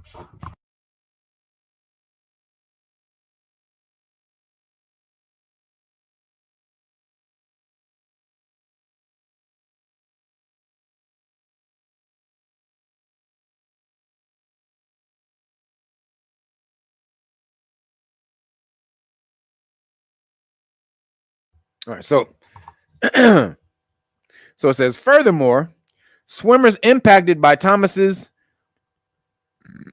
inclusion in women's NCAA competitions will receive a personal apology from Penn.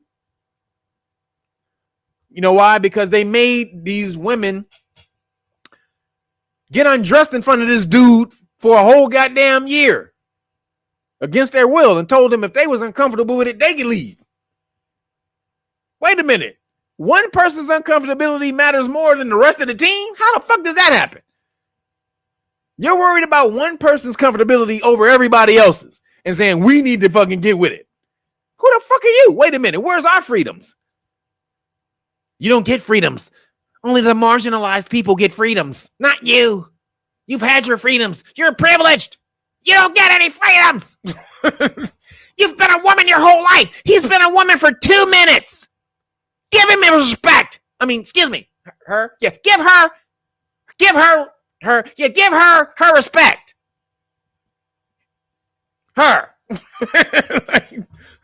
Got it.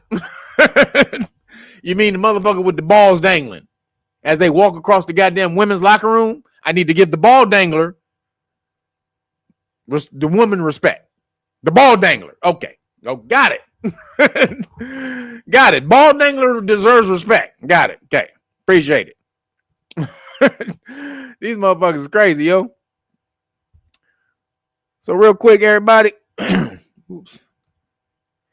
Again, make sure you guys get out there. Oops. Get the package. Get the Great Book of Melanin Research. Get this package, baby. And the bonus gift, again, since I'm on vacation, I'm hooking you guys up with the 5 decks of flashcards. So if you order the package, you get 5 decks of flashcards, not the 2. That's oops. Not the 2 just shown in the video there. So you're going to get 5 decks. That's these 2 police stop flashcards, 1 and 2.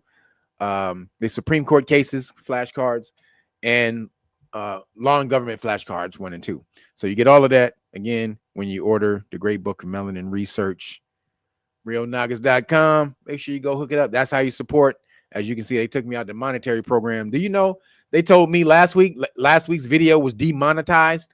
I showed you guys the Rothschild video or whatever, and they said my shit was demonetized, but they already demonetized me. These niggas crazy. They demonetize. How you gonna demonetize somebody already demonetized? They basically told me I can't make no money off the video when I'm already not making no money off the video because you took me out of the damn cash program or the partner program. So you bitch tube get EAD straight up. You bitch tube was full of shit. But back to the Skittle news. So shout out to Penn State. Was it Penn State or just Penn? Excuse me. I think it's Penn. Is it Penn? Pennsylvania. Yeah, Penn. University of Penn. So shout out to them for finally coming to their goddamn senses. Shit. They didn't come to their senses. Trump threatened the shit out of them. That's what that was. Trump threatened the goddamn shit out of y'all, didn't he? He was like, bitch, you better get your ass over there. You better get up out of here. Oh, snap. What we got here, baby? Woo. Woo, this icy bread right here, baby. Y'all better get on over there. Y'all better get on over there. Make sure you cop. Make sure you cop the best. Hold on. Let me see. Where we at? It's right here. Man. Make sure you get to Real Nagas. There we go. Right there. Man, you can see it. Boom. This is dope. And we're gonna create as many as we can, as many dope rappers as I can think of. Not y'all. Y'all be on some shady shit. But y'all do some good, y'all do some good suggestions though. A lot of you got some good suggestions. But bam. So then we also have, see we got the other colors right here. Boom, you can get it in any color. I think it looks in the white. It looks off the chain in the white. And boom, I had to do my purple and gold, baby. Not Lakers one. I had to do a Lakers one. Come on now. You know I had to do a Laker colors for all you Lakers out there. And we got word that bitch Bron may be gone this year. Let's keep our fingers crossed. Let's keep our fingers crossed, our toes crossed, and our eyes crossed. Let's do all of it. Hopefully, bitch Bron is gone. And then we can start loving the Lakers again. But I got one in Laker colors. Y'all know that's fire. Come on, stop playing. Y'all know that's fire. But and again, if you go here, you can go to the merch shop. Let's go down there. This is all my merch, everybody, off the chain right here. This is the FAUCIs. Like the ones I got on now, the FAUCI t-shirts. Bam. All of these beautiful designs. I was rocking these this week. We're getting off the chain. Get all those. Then boom. You see all my got Dragon and AF. All right. This is all rights reserved stuff. Dragon More. Oh, my Dragon More stuff. Dragon S More for the ladies. I got the Dragon S More stuff for the ladies. Let's click on that. So you can see. Boom. We got the Dragon S More stuff, the feminine dragons. I'm out here for you, ladies. I know about the divine feminine. I'm out here for you. Look at this right here. So they got the feminine dragons on here. You can rock the divine feminine.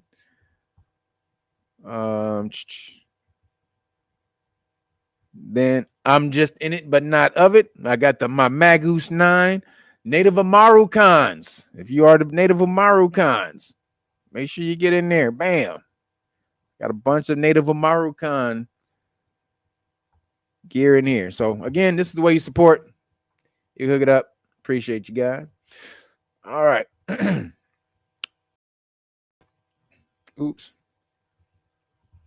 So shout out to the and the person getting their trophy, the lady who's getting who should have won is getting her trophy in that race that Leah Thompson won. That person who came in second, or supposedly came in second, they're getting their trophy. So shout out to them.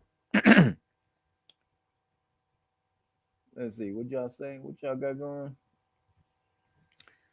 He says, "Where's King George? If you want what?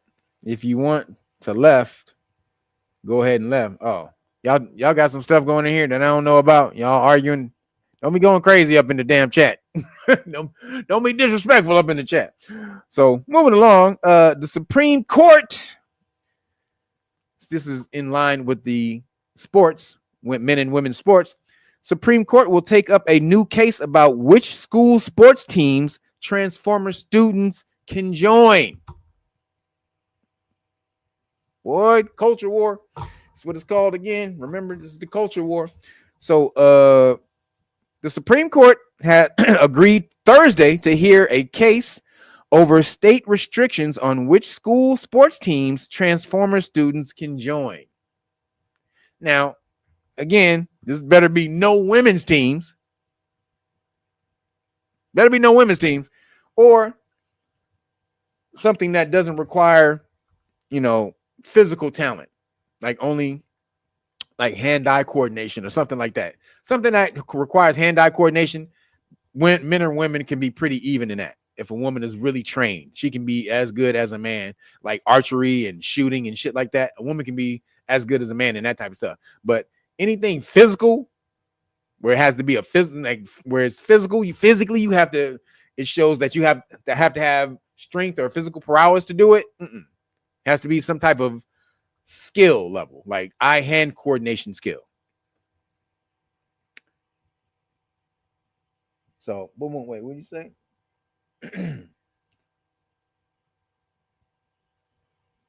So got lots of time to work on your abs. What y'all in here? Wait, what'd you say? What'd you say, Roger? He says, "Can you do an EAD Skittles rapper shit?" You'll buy 10 of them, EAD Skittles. We'll see. We'll think about it. If I can come up with a good one, I would do it. But that's hilarious. I'd buy 10 of them. So hold on. Let me see. Let me go with the story. Just 2 weeks after upholding a ban on gender affirming care for Transformer youth, the justices said they will review lower court rulings in favor of Transformer athletes in Idaho and West Virginia. The case will be argued in the fall. So we got a minute. The nationwide battle over the participation in Transformer girls on girls' sports teams has played out at both the state and federal levels as Republicans have leveraged the issue as a fight for athletic fairness for women and girls. More than 24 states have enacted laws barring Transformer women and girls from participating in certain sports competitions. Some policies have been blocked in court. At the federal level, the Trump administration has filed lawsuits and launched investigations over state and school policies that have allowed Transformer athletes to compete freely. This week, the University of Pennsylvania modified a trio of school records set by Transformer swimmer Leah Thomas and said it would apologize to female athletes disadvantaged by her participation on the women's swimming team, part of a resolution of a federal civil rights case. Supreme Court, you've been killing it lately too, goddammit. Boy, hey man, there's been some wins in this bitch. America is receiving some wins, but receiving some losses because the ball gargling of Trump and Netanyahu it's really overwhelming because they own America. So if we can get the ball out of Trump's throat, man, we'll be winning. If we can just somehow unlodge it, it seems to be lodged deep down in there. We could just get a bitch ass shovel and that shit just come popped out.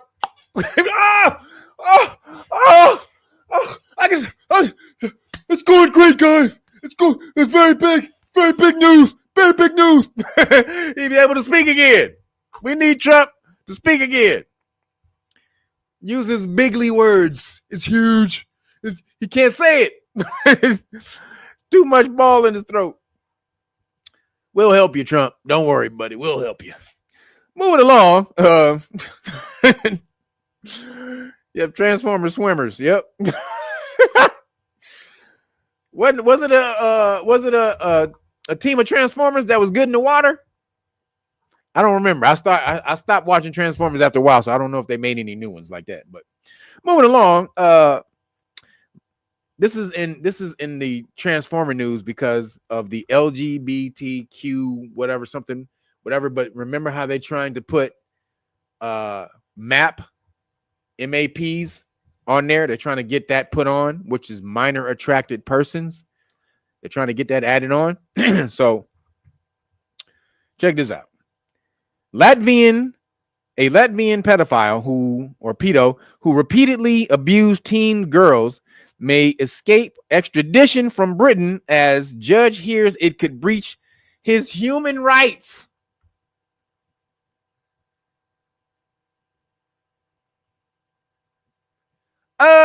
We can't extradite him back to Latvia because it might be a violation of his human rights. The dude who's been abusing a bunch of girls for years is a violation of his human rights. Okay. This is the fuckery. So it says a convicted Latvian pedo may where'd it go? A convicted Latvian pedo may escape extradition from Britain after a judge heard it could breach his human rights. Kaspars Botters, that's his name. Kaspars Botters, Botters, Kaspars. We're going to the Kaspar. Abused a girl under the age of 16 on 5 occasions from 2009 to 2014. He was arrested in Nottingham after a conviction warrant was issued by Latvian authorities, but his lawyers have raised concerns over his safety in prison if sent back to the Baltic country. This is the same shit they tried to use over here in America when they tried to send back that Abrego dude, the MS-13 dude, and they said, well, if he gets sent back to his country, his actual country, he could die because of rival gangs may kill him or whatever, right? So we can't send him back to his own country. We can send him anywhere else, but not his own country. So the pedo will not be extradited until a judge receives assurance that his human rights will not be breached. What? What about the girl? What about the goddamn girl? What about the girl, man? Damn. Cheyenne McTavish is his lawyer, his defending lawyer, said there was a high risk that Botters would be subjected to intimidation and extortion by other prisoners if he is sent to a Latvian prison. She added, Mr. Botter faces potential violence by fellow prisoners in Latvia. It is an issue that permeates throughout the prison system there. Every inmate in Latvia must belong to one of 3 castes. Mr. Botters will be placed in the lowest caste. There would be a lack of protection for him. Why? Because real men don't fuck with pedos or women abusers. You can get a nigga who's accused of the most vile, murdering shit, But that nigga will not, if you are a pedo or a woman abuser, like beat on women, they will beat the living snot out of you in jail. Like, for real. So in Latvia, they must be hardcore with that about that shit. Latvia is real about that, huh? He says the only way the Transformer should have been allowed to compete would be for him to have women's lungs implanted in the place of himself. He said in place of his male lung sac full capacity. If not even then. Oh man, that's funny. To get some lungs implanted. Tristan, he says, he should have thought about that before he messed with them girls. Thank you, Tristan. God damn it. You should have thought about that before you start messing with other people. You can't be messing with other people and say, oh, don't mess with me. Mm-mm. It don't work that way, but come on, buddy. Come on, buddy. Don't let me pull out my Dave Chappelle. Come on, buddy. No. You are whatever them Latvian. I hope them Latvian niggas do whatever you deserve, my nigga. I hope they do whatever, man. Smash that bitch. That is one thing you don't mess with the chillin'. I will roadhouse every nigga from here to the other side of the globe for messing with kids. Roadhouse every last one of them niggas. Sign, all y'all line up to get roadhoused. Every last one of y'all. And the reason I'm not explaining what roadhouse mean is because it's too graphic. When I say roadhouse, that's the most graphic shit that's ever that's one of them fatality moves from Mortal Kombat. That should have been in there. I don't know how they didn't put that fatality move in Mortal Kombat. They should have put that shit in there. God damn it. Because shout out to Patrick Swayze. God damn. But he said that's a good, you goddamn right. That's a good damn movie. And then all the last 10 minutes made it a great movie. It made it a classic. The last 10 minutes of that movie made it a classic cult movie right there. But Mr. Botters, she added, hold on. Every inmate in Latvia must, I said that part. Hold on. The caste system. Hold on. She said extraditing Botters could lead to a breach of his Article 3 rights under the European Convention on Human Rights, which guarantees the right to be free from torture. What do you think you was doing to that girl? What do you think you was doing to her when she didn't want to be touched by you? Bitch ass nigga. Oh man. You better be glad boy. I ain't seen your ass. It violates his rights under the European Convention on Human his Article 3 rights under the European Convention on Human Rights, which guarantees the right to be free from torture, inhumane or degrading treatment or punishment. You can be free from inhumane, degrading, or degrading treatment or punishment. You can be free from that, but not the person that you violated. Okay, we see how that works. So throw that nigga under a goddamn a steamroller. That's what I say. Anybody who violate a kid, you should get thrown under a steamroller. Straight up. Hold on. So again, guys, make sure you get out there. The Cash App, Real Nagas, the number 9, and also patreon.com/Real Nagas if you want to sign up for the status classes. Again, we teach you police stop law in Know Your Rights Foundation, but status class, learn how to take your jurisdiction or get out of the jurisdiction of the United States of America, Inc., a Delaware corporation, which is crazy. I'm going to do a video real soon this week, I think, or next week. I'm still on vacation. I'm still in vacation mode, but man, I found some stuff out on the United States of America, Inc. God damn. And also the UCC filing statement that got my channel super shadow banned. I got shadow banned from the conjunction video I did in 2020. But then when I released that UCC, your hands and legs filing statement, your hands and legs UCC filing statement that showed how there's a lien on all the people in America, their hands and legs, up to in the amount of $14.3 quadrillion. Oh, I found out some shit about that. I'm gonna do it. I was gonna include it in today, but it's too much.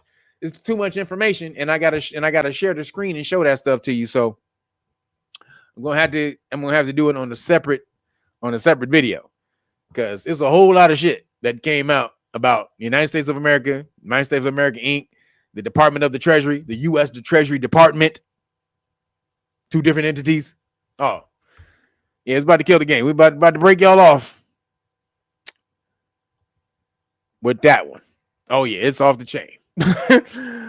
I hope y'all went to that damn website and before they shut it down, your hands and legs, before they shut that shit down and got the damn documents. I tried to show you. I tried to tell you.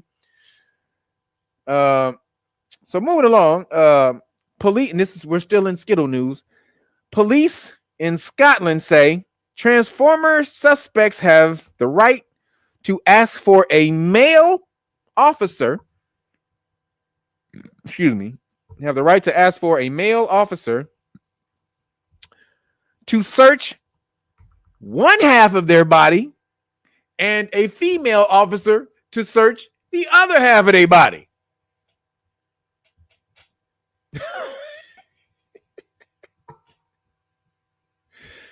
What the hell is going on, guys? What are we doing? What the hell going on, man? Come on, bro. What the hell are we doing, y'all? God damn.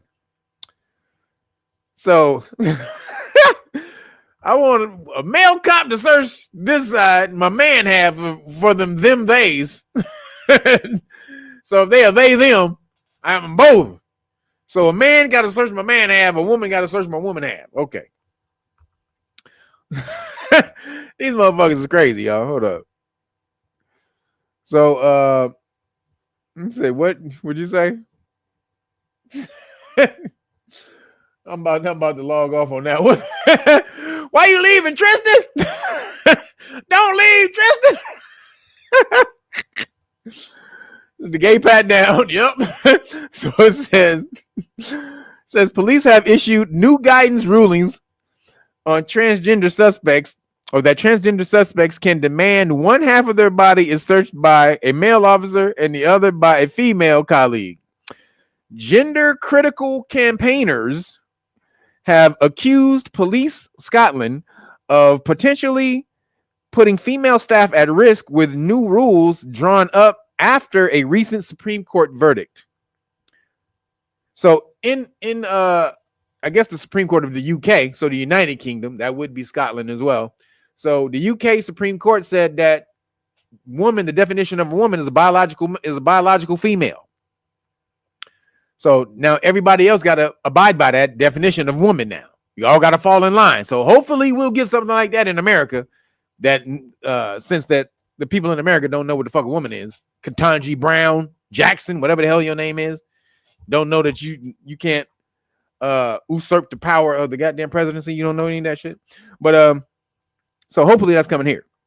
But and so it says the latest guidelines issued with comments from Assistant Chief Constable Catriona Patton has been condemned by activists. Nicola, appreciate Nicola Hurst. Appreciate you for the cash out. Thank you. Says for you are hold up. Says you are appreciated. Appreciate you. Shawarma. Straight up, baby. Gonna think about you when I get it too. Appreciate you. So it says, it has been condemned by activists, including Kelly J. Keene, whoever the hell that is, of the group Let Women Speak, and Sex Matters Charity, director of campaigns, Sex Matters Charity director of campaigns, Fiona McKenna. Judges determined in April that the word woman meant a biological female, and that non-gender, and that not gender within the terms of Britain's Equality Act. So it means biological female, not gender. Police Scotland, the crime force covering the whole country, carried out a review in response to April's judgment and has published what it calls interim transformer search guidance, whatever the fuck that is. A statement described searching as a complex and important area of policing.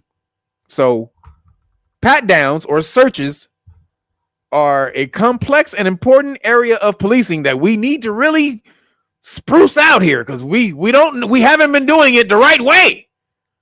We've been messing up this whole time.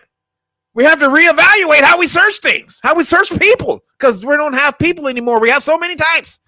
How do we search a demon they? What's the search policy for a demon they or a zimzay? How do we search a zimzay? We have to go back to the drawing board, guys. It's a new world. It's a new bold world here. We have to go back. We have to go back so we can go forward. What do we do? Like, I don't know, man. I don't know. We got to go back, man. I don't know. So this is what they're talking about over in Scotland. Police force Scotland said the police force said the force must ensure that it is acting in line with its duties under the Equality Act and the Human Rights Act, and that officers and staff feel confident that they are conducting searches lawfully. Among the new guidance is a question and answer section, which includes the suggestion: can a transformer detainee ask for a separate area search depending on the anatomical presentation? Again, can a transformer detainee ask for a separate area search depending on the anatomical presentation? If I say I'm a lady, I'm a lady, but you got some voodoo balls down there hanging, then you say, okay, well, who do you search with? Like they want the option to have being searched. So I guess if you feel you a lady, and you got, even though you got voodoo balls, you don't want a man touching your voodoo balls. So, but then you're gonna get a woman to come and try to search, and she don't want to touch your voodoo balls either. You don't want the man touching your voodoo balls, but the lady cop don't want to touch your voodoo balls. So how do we deal with that? I don't know. How do we deal with that?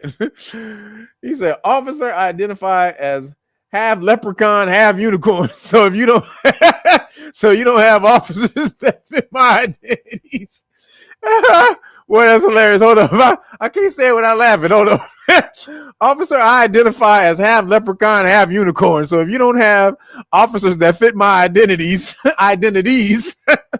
I'll have to insist you can't arrest me. Hey, that's a good one. Half leprechaun, half unicorn. Hey, where my people at? Huh? Where the leprechauns? I need a leprechaun. If you ain't a leprechaun, you can't search me, motherfucker. Where the leprechaun? Where my people at? Leprechauns. Raise the ones in the air. Throw your ones in the air, leprechauns. Like, nigga, leprechaun? Then they gonna start searching through his book. Hold on. Let me hold on. Hold on. Leprechaun.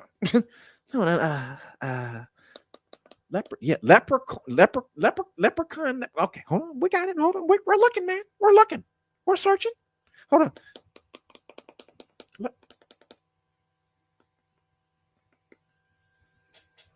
I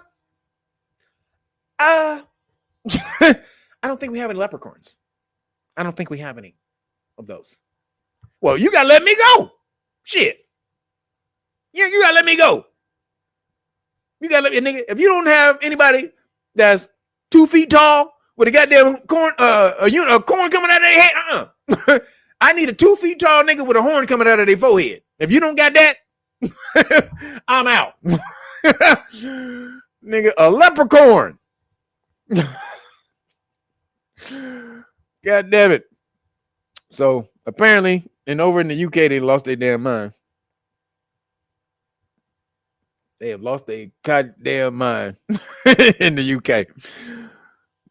But at least they have identified what a woman is. So they're way ahead of us over here on that side of the game. So moving along in the science and the weird, a mysterious interstellar object is caught on camera hurtling through the sky. So let me see if I can find this on where. Hold on, let me see if I can search this and see if I can pull it up for y'all. Because you got to see the hold on. Where's the science, buddy? Oh, there it is. All right. So hold on. Where? Oh, here it is. All right. So let me share the screen so you guys can see this. All right. Share screen. Bam. All right, here we go. So this is supposed to be it. Hold on. So let's click.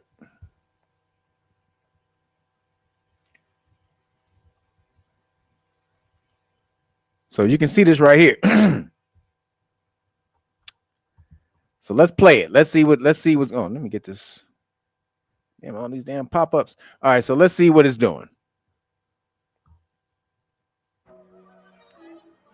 If you commercial went on a road trip and you didn't stop for McDonald's, that was. Well, we're gonna mute that commercial because we don't need to hear any of that bullshit. But oh, here we go. There's no sound to the video. Not really. So you can see that. Look at that. Look how fast that's moving. Let's go back again. Look at that shit. Now, remember they just said they found planet 9, which is supposed to be planet 10 because they downgraded Pluto from a planet, but it's supposed to be planet 10. They said they found it in the solar system. They know it's here in the solar system. Now, planet 10, everybody, we know that's Nibiru. So let's see what this shit says. Man, really? They're going to put a... Hold on. So this is the... Oh, are you kidding me? This damn... Wow. Dude, the advertisements in here are out of control, man. Seriously. Trying to... God dang it. Hold on. Well, any astronomer was very interested in this object. All right. Seriously, man, with the damn advertisements. Come on. Shit.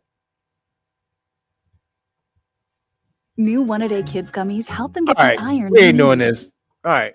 We ain't doing that no more. If you want to go to Daily Mail, but I'll read the story. Because goddamn, this just pisses me off. So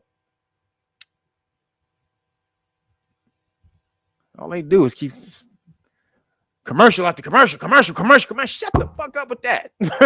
So a mysterious interstellar object has been caught on camera for the first time as it hurtles through the solar system. First spotted by NASA on July 1st, scientists from around the world have now confirmed that this unexpected visitor has traveled through space from a distant star. Officially titled 31 Atlas, the rare interloper is 12 miles long and hurtling towards the sun at 135 miles per hour. Now, using a powerful telescope in Hawaii, the European Space Agency has captured the first video of 31 Atlas as it makes its journey through space. As the short video shows, the object is extremely bright, which means it is either many times larger than other interstellar objects, larger, or has its own source of illumination, his own power source, which would imply some type of intelligence. So then it says more experts agree that this extra illumination is called, now experts agree that this extra illumination is caused by the fact that 31 Atlas is an active comet. Now that hasn't been confirmed. And a comet has a trail, motherfucker. Y'all full of shit. So just so you know what a comet is ice. A comet is a big meteorite. So it's usually a meteorite, but it's a lot of ice around the meteorite, the comet. And so what you see as the tail in the back is the ice stream being melted and burnt off as you see the comet move. So I didn't see no ice trail. Let's see if we can go back real quick, even though they got commercials and I hate commercials. But we got to see it one more time. When iron hacks, don't hack it anymore. God damn. All right, here we go. Look at that. I don't see a ice trail, an ice tail stream coming from it. Do y'all see that? I didn't see it. Again, don't see it. Damn it.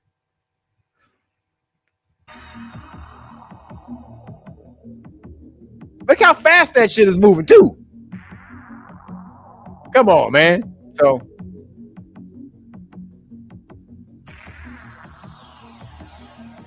and it's funny, they got a version of the Stranger Things music playing in the background. That's hilarious. But so yeah. Then it says so most experts agree that this extra illumination is caused by the fact that 31 Atlas is an active comet producing a glowing coma of ice, ice and gas as it approaches the sun. That's bullshit. We seen comets. We know what a goddamn comet look like. That shit has the tail. That shit's coming out the back. As it's moving forward, its momentum is propelling that shit backwards. We've been seeing comets for thousands of years. Don't sit up and try to tell us this is a goddamn comet. We know what a comet look like. However, one Harvard professor claims that this might not be explained by natural means. Professor Avi Loeb Kazarian, a physicist at Harvard University, told Daily Mail, if it is not a comet, then its large brightness would be a big surprise and potentially signal a non-natural origin, perhaps from artificial light, like a light bulb or HD light or some shit like that.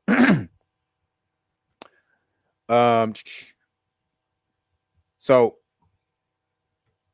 Nibiru, I think it's Nibiru. I think it might be Nibiru. They said they found that the 9th planet, 9th but 10th, is still here. They found it. It's in the solar system. They just can't find it. So y'all tell me. He said, yep, no trail observed. Didn't see. Says look like Space Invaders. Okay, yeah, it did look like Space Invaders, huh? That's straight up. Straight up, Maurice Moore. Straight up. That did look like Space Invaders. Oh, yes, the Stranger Things final season. 11-20. Okay, oh, snap. It's coming out. Oh, shit, goddamn it. Don't play with me. Don't play with me. Don't play with me, Ashley. Don't play with me, Ashley. But, hell yeah. That's what I'm talking about. What'd you say, Nama? That's Nibiru's baby shit. Yeah.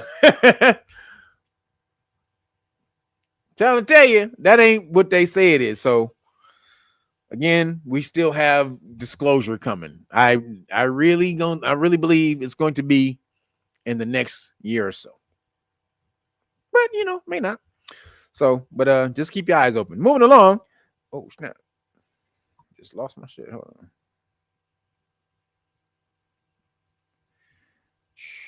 Oops. Where'd it go? All right, here we go. Oops. All right, so moving along. A groundbreaking discovery in Egypt's Great Pyramid shatters views on how the mysterious monument was built, says Zahi Bichwas. Who's this information coming from? Mr. Zahi Bichwas. He says the pyramid, the Great Pyramid. It says it shatters the views on how it was actually built. He has another view on how it was built. Why is Mr. Zahi Bichwas coming out right now with another perspective on how the pyramids was built after his retirement? He not excavating no more. He ain't doing shit. Why is he all of a sudden coming out with a new version of how the pyramids was built? Is it because he was just on Joe Rogan and Joe Rogan blazed his ass and said that was the worst interview I ever had? Because this nigga's a bitch ass motherfucker who's a gatekeeper, gatekeeping all the Egyptian, the Kemetan knowledge so that melanated people don't know that's our shit. Because all the new information is about the two cities underneath, right? Which suggests a whole new thing. Wait, how did they build this city? Slaves couldn't have possibly built this shit. Boo-boo. So, all right. It's looking more and more like slaves couldn't have built this shit. Okay. So we need a new narrative. Right? Okay, we got it. Slaves couldn't have built it. That was the bullshit. Okay, slaves couldn't have built it. Because if you was a slave and you built that shit, then how come you didn't build anything like that before? And where's your monuments like that after? So if you had this in your blood, you should have been doing this. We should see a bunch of pyramids before this and a bunch of pyramids after this, right? If it was the slave. So Zahi Bichwas comes out and he says, archaeologists have uncovered ancient inscriptions inside Egypt's Great Pyramid. Sure. Inscriptions, which he called the graffiti. The graffiti in the pyramid. It shows that the pyramids are much older than everybody knows the pyramid. So let's see what he says. Archaeologists again have uncovered inscriptions inside the Great Pyramid that they say confirmed who built the monument 4,500 years ago. We all know the goddamn pyramids is older than 4,500 years. Come on, fool. Come on, man. We've already done broke that off. The water lines and all that suggest tens of thousands of years old. So you already know you with the bullshit. So ancient Greeks shared stories that the stunning monument was built by 100,000 slaves who worked in 3-month shifts over 20 years. The Greeks, okay. But new discoveries inside the Great Pyramid have changed the narrative, showing it was constructed by paid, skilled laborers who worked continuously, taking one day off every 10 days. So now, because we can't use the slave narrative no more, we find some graffiti. We find some graffiti on the walls of the pyramid. And so then that proves it was not slaves. It was not the slaves. It was more skilled workers. It was skilled workers in the pyramids. And the pyramids are not built by slaves, as we once thought before. We did not know they had skilled workers like this in the pyramid. So this nigga has come out and tried to change the narrative because of these people, these French scientists who found all that stuff under the pyramids. Under all the pyramids, not just the Great Pyramid, they found that it was a city. It was more structures under both pyramids. So, and the Menkaure and Khafre. So, says the Egyptologist Zahi Bichwas and his team recently explored a series of narrow chambers above the King's Chamber, using image technology, finding never before seen markings left by work gangs, okay, from the 13th century BC. They also unearthed tombs. They also unearthed the tomb, and they don't use connecting words. The tombs south of the pyramid. Oh, my bad. I read that wrong. They also unearthed tombs, plural, south of the pyramid. The eternal resting place of skilled laborers. So they're saying that these tombs were the tombs of laborers, of workers, skilled, like, who are we talking about? Architects and construction people who weren't slaves, but they had been doing this. This was their business. The resting place of skilled laborers, complete with statues of workers, muscling stones, and 21 hieroglyphic titles like overseer of the side of the pyramid and craftsman. So all of a sudden, these niggas then found tombs of the workers with graffiti on it that says overseer and overseer of the pyramid, which is bullshit because the Kemetans didn't use the term pyramid. Pyramid. They didn't use the term pyramid. Mastaba. Mastaba. So, and craftsman. Okay. Zahi Bichwas is so full of shit. His whole narrative of Egypt was getting flipped around. And people were going to start asking, can we go under there to start finding out shit? So he has to come up with a whole goddamn new narrative. Oh, no, guys. No, guys. We know, okay, it was not slaves. We know it was not slaves. But it was a bunch of skilled workers who wrote on the wall and had their tombs and tools and their bodies. We found all nice and neat right next to each other with the tools and the writing on the wall that said, we did it. It was us. See how great that is, everybody? We don't have to look under the pyramids anymore. We don't have to look under. No, we know. We don't have to worry anymore. What? The fuck are you talking about? You just found all of this together, huh? Wait a minute. All conveniently nice and wrapped up. You found that all together. Graffiti, tools, bodies, and the words that say pediment on the side. The builder, wait, it was overseer of the pediment. Okay. Zahi Bitchwatch is so full of shit. God damn. Zahi Bitchwas is absolutely with the bullshit. So it says, what'd you say? They scared we're gonna find the labs they were made in. Yep. Straight up. They don't want us seeing none of that shit. He says, since when do they refer to paid skilled laborers as gangs? Thank you. Thank you. There's that. You're slamming Cadillac door. Me and you. So what'd you say, Candy Cane? Says they keep talking. They're gonna tell on themselves. That's why I say shut your mouth and keep on talking. That's what I'm talking about. Yo, Curtis Neal, appreciate you. Thank you for the cash app. Did I miss anybody? Yo, for sure. Appreciate you, brother. This is Uncle Bootsy. What up, Uncle Bootsy? Appreciate you for the cash app. And everybody else who hits that cash app. So keeps going. He says the discoveries confirm that the builders were not slaves. If they had been, they would never have been buried in the shadow of the pyramids. Excuse me, Dr. Hawass said during an episode of the Matt Beal Limitless podcast. Slaves, this is quote from Netanyahu, slaves would not have prepared their tombs for eternity like kings and queens did inside these tombs. Okay.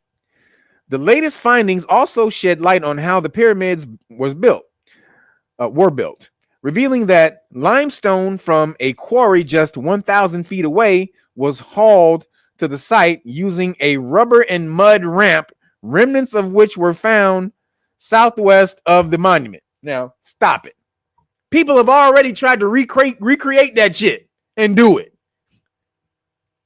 1,000 feet away. All the people who have been there excavating Kemet, and you don't think, why have they not found this 1,000-foot away quarry? They kept saying that shit was miles away. But all of a sudden, you found the quarry, the limestone quarry, only 1,000 feet away. Get the entire fuck out of here, man. If y'all don't see this as a goddamn psyop, this is some straight bullshit they pulling right now. Absolute bullshit. We should all be hashtagging bullshit and, man, make that shit go viral because they full of shit. They're trying to hide it now. They done got bitch-ass Zahi Hawass out the goddamn grave, out of his goddamn casket to send his bitch ass over there, and it's better. And people just supposed to believe that shit? That nobody knew where the quarry was. They were saying the quarry was miles and miles away. Now, all of a sudden, it was 1,000 feet away. Get the entire fuck out of here, man. Fuck that nigga. Straight up. Terrence Monger, appreciate you. Thank you for the cash app. Shawarma fun. For the shawarma donations. Appreciate all the shawarma donations. I'm damn sure gonna get it too. Go give me some shawarma. So appreciate y'all. But this is bullshit, you guys. Mexico pyramids is surrounded by limestone too, and that dude's always lying. Yes, he is always lying. If they would have been found that damn limestone quarry 100 and something, 200 years ago, when Napoleon and them was over there, well, 100 and something years ago, when Napoleon and them shit was over there, they'd have been found that shit 1,000 feet away. Nigga, 1,000 feet ain't nothing. 1,000 feet ain't shit. So that's like what? 1,000 feet is about 3 football fields, I believe. Like, was it a football field is what, like 300 and something? How is it like 300 and something feet? Do the math on that. I think a football field is like 300 and something feet, I believe. And so that would be like, I think, a couple of football fields. You couldn't find a limestone quarry that close to the pyramids? Stop it, bruh. And last, Dr. Bitchwas is now working on a new expedition. Oh, new! A new expedition. Funded by Beale, the guy, the podcaster guy he was on, which will send a robot into the Great Pyramid, marking the first excavation of the structure in modern history. So now they done got Zahi Bitchwas out of the goddamn casket and back in front of the camera because the Khazarians who really run Egypt don't want you to know what's over there. That's who he's run by, the Khazarians, just so y'all we are aware, we're clear. Egypt is run by Khazaria. If y'all aware. That's why Khazaria is not worried about Kemet as a Muslim state to take them down. Why? Because they already control them. So anything that's going down in that damn that Giza plateau over there, that's controlled by the Khazarians or the new Khazarians. Talking about Israel specifically, not just world Khazarians, but new Khazaria. And so now that the lid is about to be blown off this whole thing, we got to come with some new shit. I found some actual because the new news about it is just vibrations and waves, right? But so we got to really get down there. We can't get down there to check and see. But if Zahi Bitchwas comes and actually finds some bodies with tools and graffiti, then that's going to trump the waves, right? So we just can focus on the real shit that we just found. Fuck that wave shit. That ain't real. That ain't real, y'all. The pyramid, that's not real. That's not real. No. That's not real. That's the pyramid. So we see what's going on. PSYOP, straight up. Is a straight up conspiracy. He said, did anybody ask Billy Carson about it? I want to see what he says about it. Yeah, 100 yards is about 300 feet.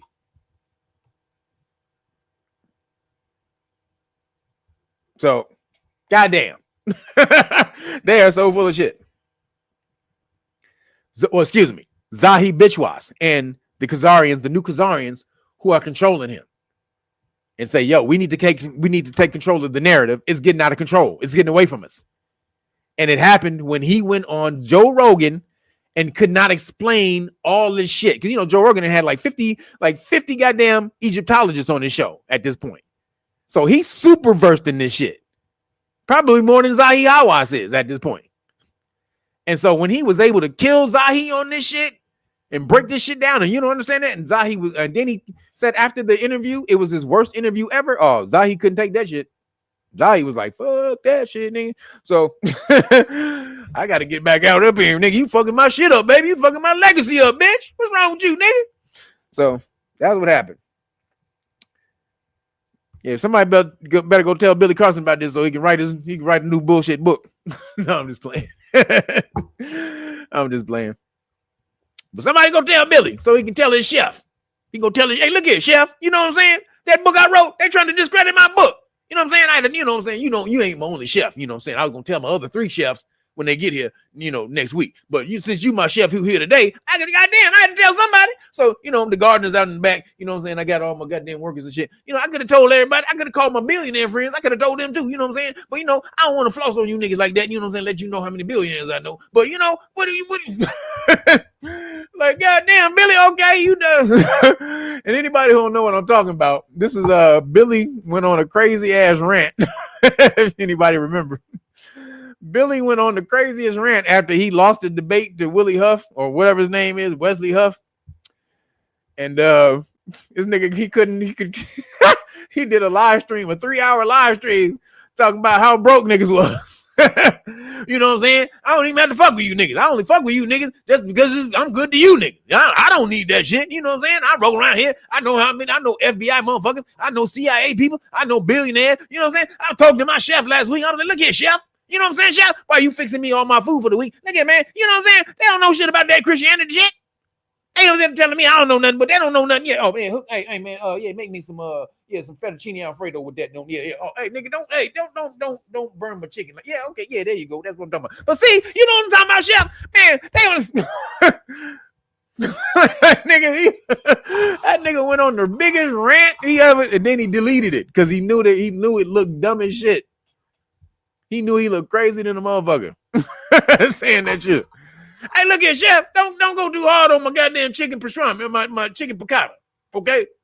Yeah, you be overcooking my chicken piccata a little bit. But you know, back to my story. These bitch ass niggas trying to tell me I don't know this shit about Christianity. Can you believe that, chef? Like, nigga.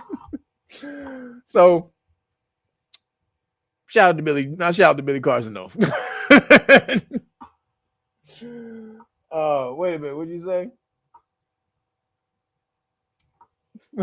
You say word on the street is Billy broke. Billy ain't broke. Y'all crazy. Billy is not broke. Billy does these Egypt trips every year. Billy has anywhere from 50 to 100 people on his damn Egypt tours. And you know how much Billy charges for them damn tours? Per person? $10,000 per motherfucker. Whereas you can go to Ashraf Kwesi on his tour and it only costs $4,000.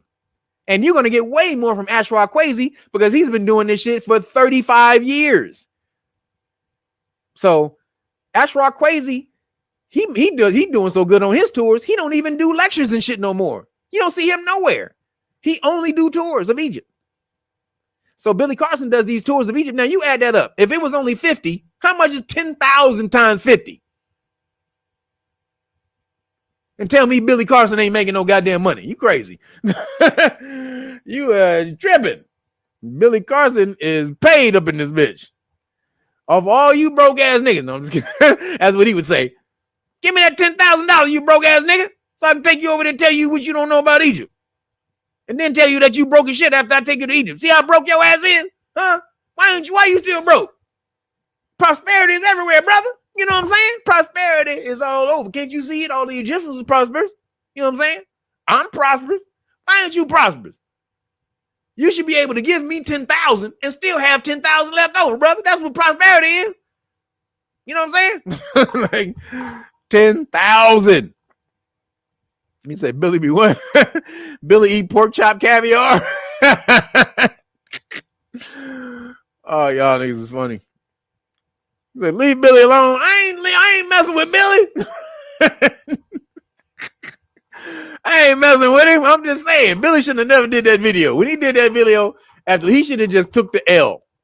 When he did that video talking about how rich he was and how many niggas he know and billionaires he know and CIA niggas he know and FBI motherfuckers. I mean, goddamn. That was a bad look. I had to get him. That's what I do. So moving along, fuck Zahi bitch wasp. But moving along, archaeologists find excuse me, hold on a second.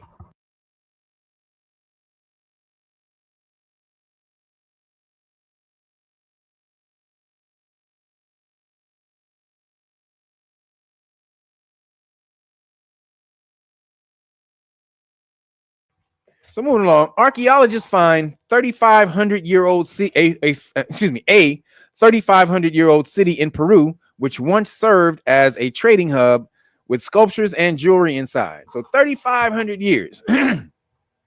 So why is this important? So it's, again, an uncovered city. Oops. An uncovered city, 3,500 years old. An ancient city has been discovered in Peru that once was a trading hub of thousands, thousands of years ago. So, major civilized world over here in the Americas, thousands of years ago. So, 3,500 years, the 3,500-year-old settlement named Penico. So, is PEN with that little squiggly shit on top? ICO. So, I think that's, you're supposed to pronounce that. So, I think it's Penico. Hey, I know my Mexican homies. I got the Mexican essays right here, so I'm thinking it's Penico. But if it's not, hey, sorry. But it is located in the northern Barranca province, close to where the Corral civilization, the oldest on the America. I don't know. That's not said right. The oldest in the Americas developed 5,000 years ago. Archaeologists believe Penico was likely a trading hub linked Pacific cultures with those in the Andes Mountains and the Amazon basin.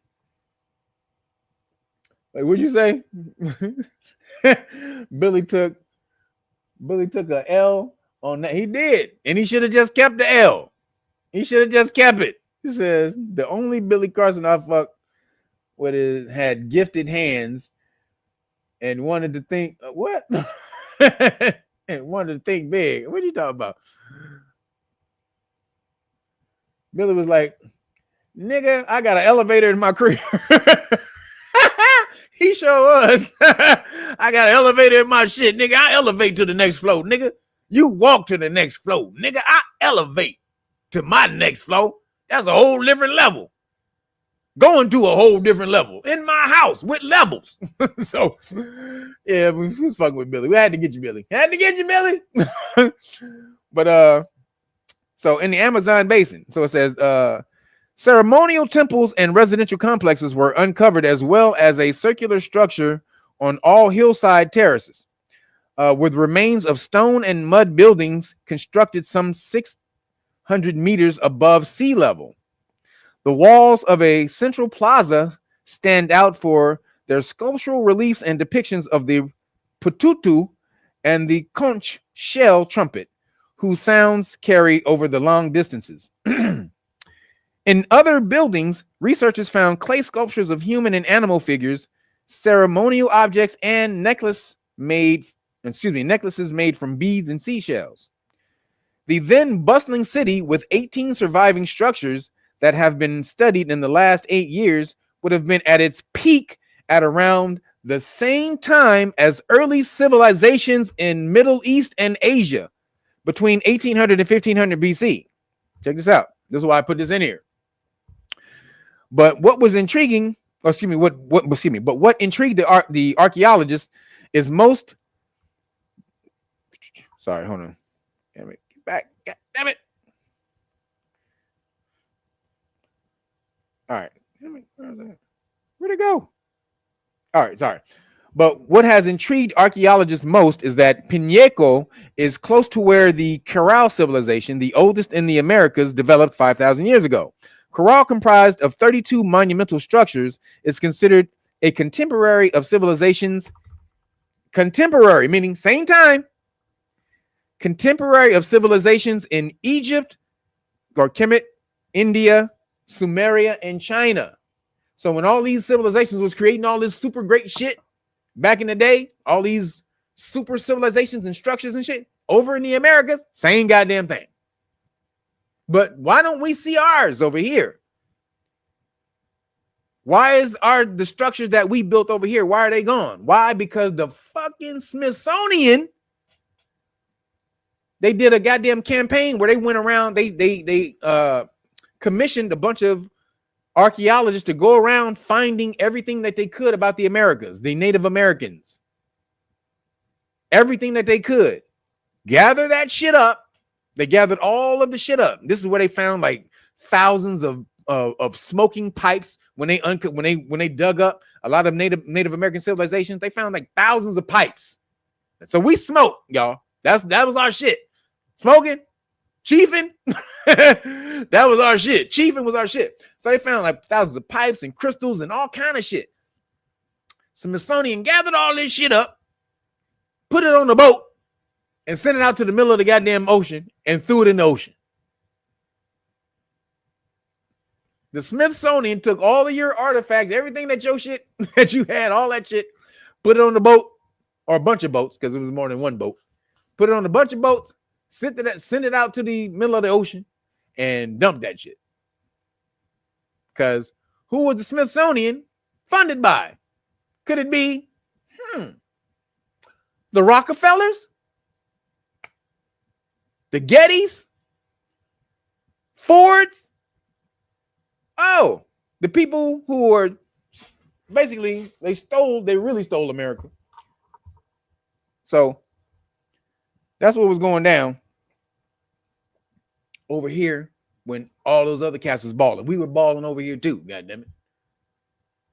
Balling out of control over here. And Rockefellers, Gettys, all of them commissioned Smithsonian to throw that shit in the water. Peace out, baby. Peace out to all your culprits, all your shit. That's where all your shit is. That's why they can't find shit in the Americas, if you didn't know. Smithsonian dumped it. They did find it. It was everywhere. And the Smithsonian said, peace out, bitches. So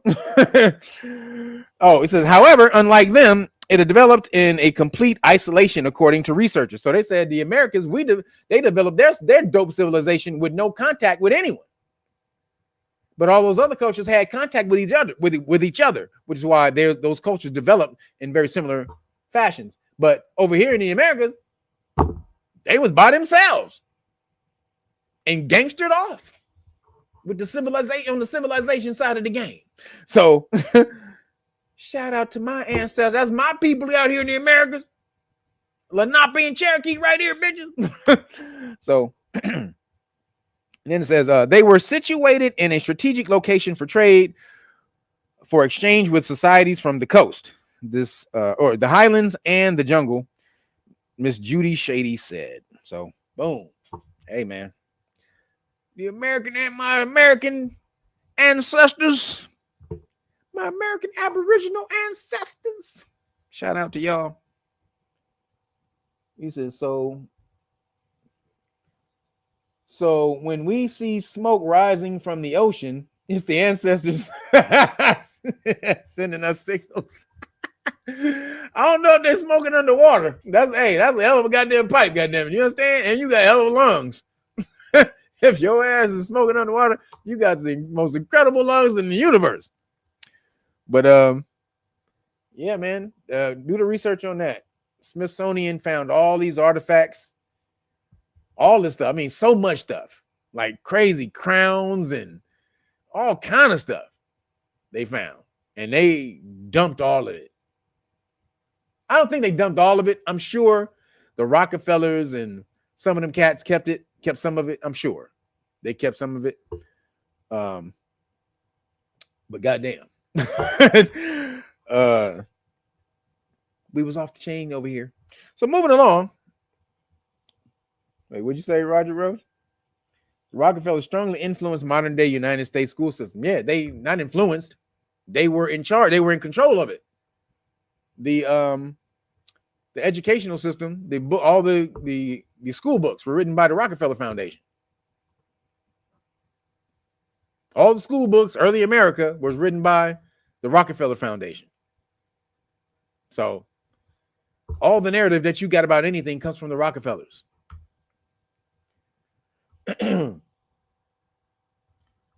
He says, if that can be proven, we should sue they bitch asses for $3 trillion. Now you would have to go find the artifacts. Then you'd have to find. So it was talked about in a documentary, also in a couple of articles. They talked about it. So you can find. You should be able to Google it and find it. That's how I found it. But we have to have evidence.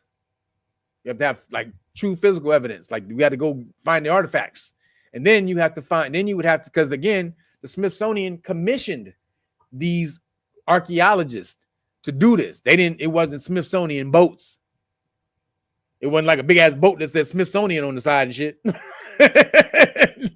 with big ass American flags and shit. It was they commissioned all this stuff, so they paid freelancers, mercenaries and shit to do all this type of stuff. So no trail back to them, no paper trail back to them. Where'd it go? I don't know. Beats me. Hey, I don't know, man. Just disappeared. Sorry. And that was the Smithsonian. So do your research. You'll see. Wait, what'd you say? Hold up. What'd you say, Chaz G? Rockefellers founded the General Education Board and the Trilateral Commission. Yep. The Tavistock Group. Yep. Council on Foreign Relations and the United. Yep. They sure did. They own the United Nations. They own the ground, the land that the United Nations is on. They own it. So, and they lease it to the United Nations. So moving along, the real Da Vinci Code is solved after 500 years. Apparently, dentist cracks geometric secret hidden in the Vitruvian Man.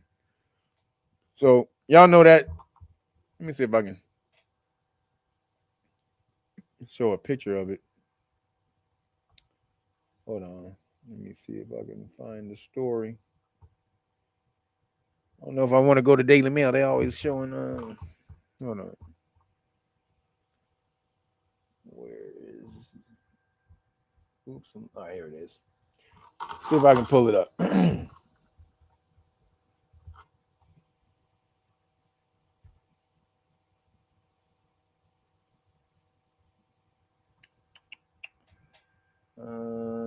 Hold on. Where'd it go? Science. In the science. Come on, y'all. Damn it, where'd it go? Da Vinci Code pushes them to. Okay, let me see if this is it.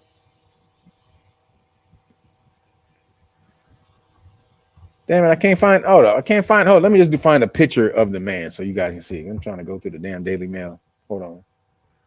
Hold on, everybody. So, Vitruvian Man. Hold on.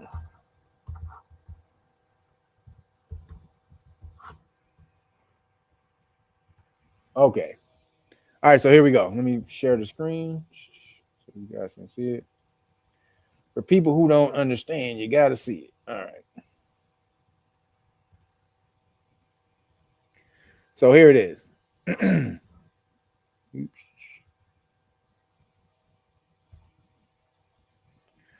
This dude. So that right there, right? Let's see if I can make this a bit bigger. So this person right here. So let's see what it says.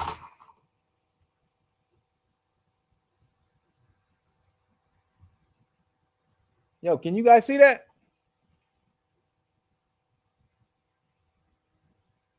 Yo, it's not showing what I'm. You guys aren't seeing. You're not. You guys are not seeing what I'm seeing. Hold on.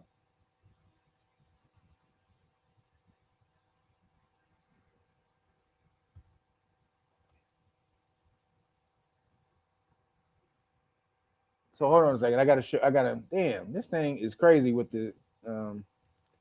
You have to share certain tabs, so you guys can't see my tab. Hold on. All right, right there. Now you can see it. So let me read this. Some 500 years ago, Leonardo da Vinci sketched what we believed, or what he believed, was the perfect proportioned male body. The drawing, called the Vitruvian Man, is one of the most famous anatomical drawings in the world. The complex interplay of art, mathematics, and human anatomy has puzzled scientists for hundreds of years. But now, a London-based dentist claims to have worked out the secret to how Da Vinci perfectly placed the human figure inside a circle and a square. We're gonna talk. We're gonna talk about what this shit really is. Dr. Rory McSweeney, a qualified dentist with a degree in genetics, says the key to unlocking the drawing's geometric code lies in the use of an equilateral equilateral triangle between the man's legs, mentioned in the manuscript's notes that accompany the drawing. The researcher discovered this isn't just a random shape, and in fact reflects the same design blueprint frequently found in nature. Here we go.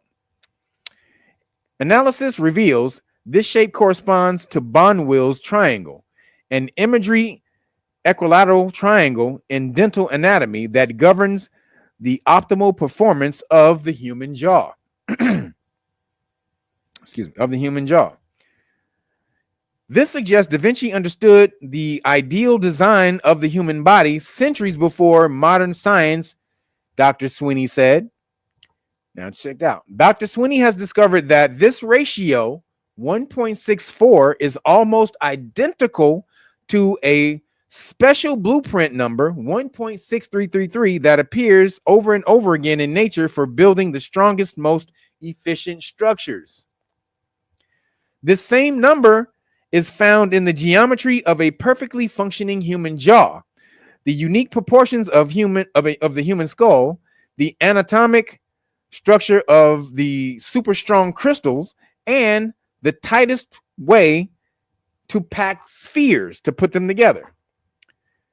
We've all been looking for a complicated answer, but the key was Leonardo's own words, Dr. Sweeney said, who graduated from the School of Dental Science in Trinity College.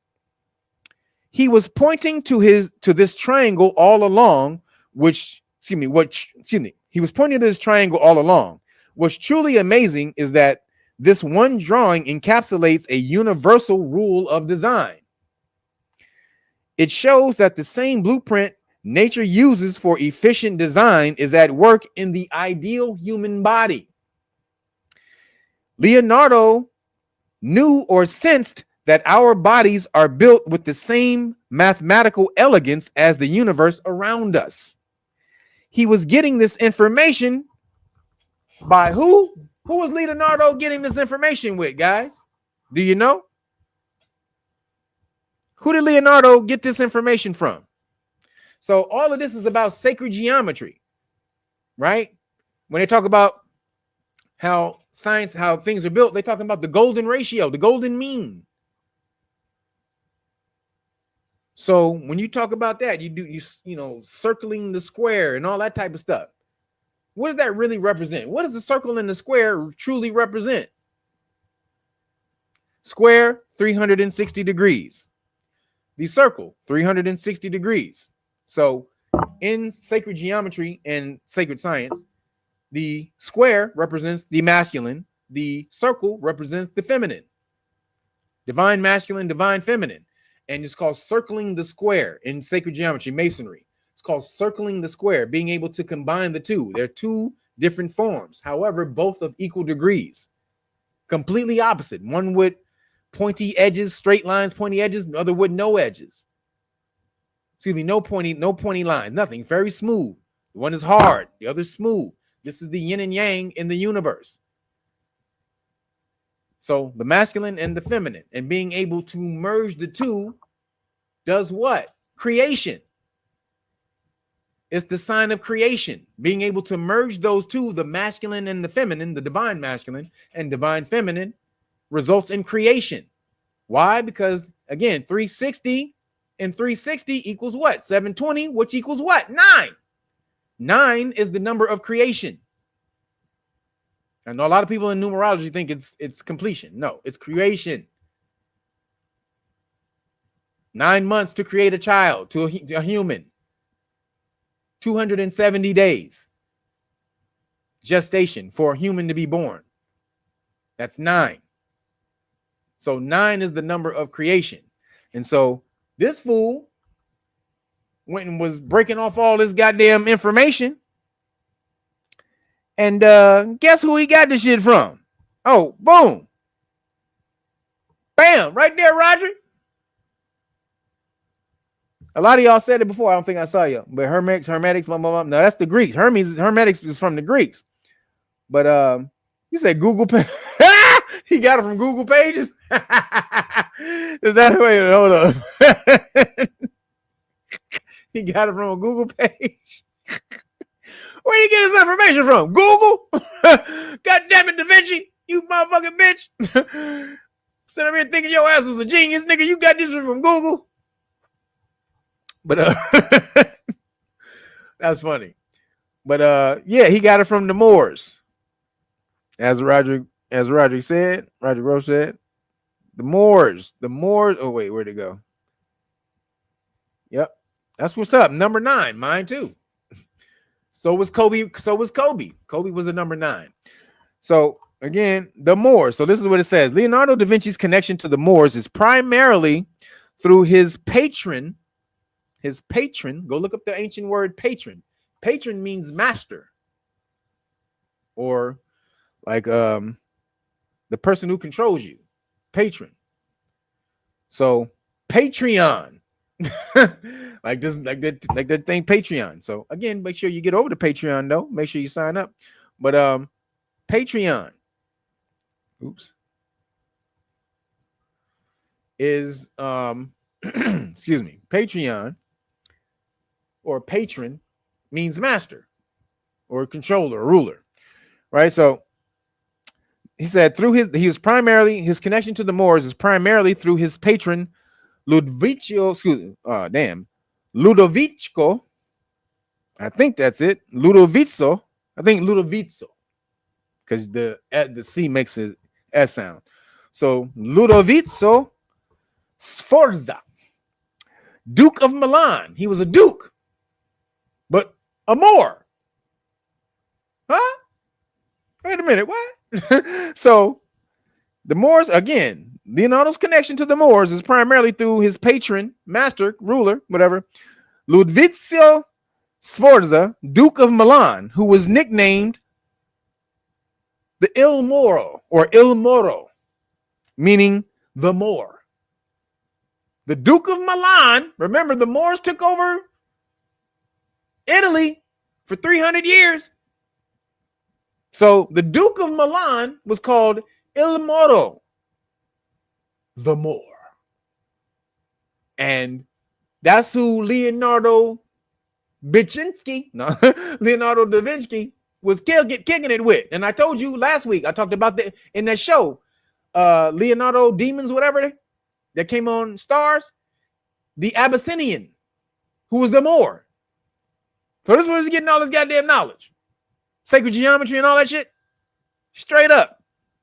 It says, Il Moro, meaning the little Moor, or excuse me, meaning the Moor, not little Moor, but meaning the Moor, due to his dark complexion. Again, Moor meant dark. That's all it meant. Moor in the ancient world meant dark. It wasn't a designation of a title. It just meant dark.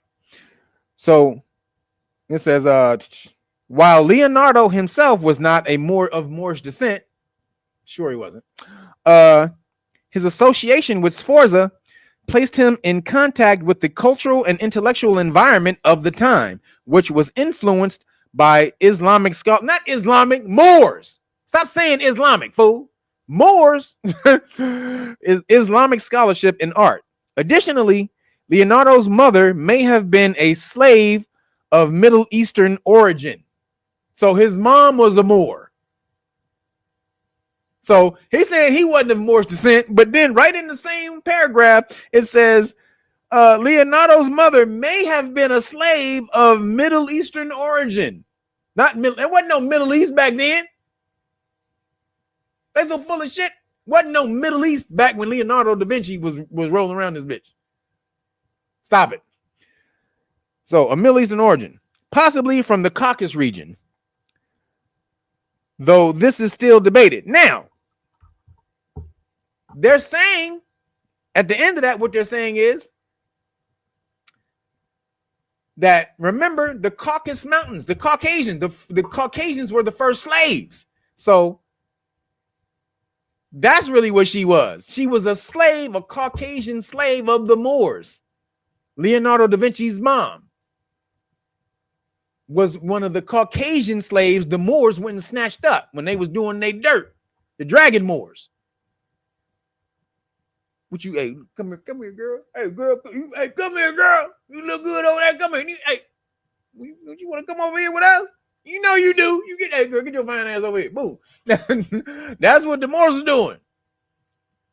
And snatched up Leonardo da Vinci's mom and tapped it until he got out, until his ass came out. Now, Leonardo da Vinci was Aries.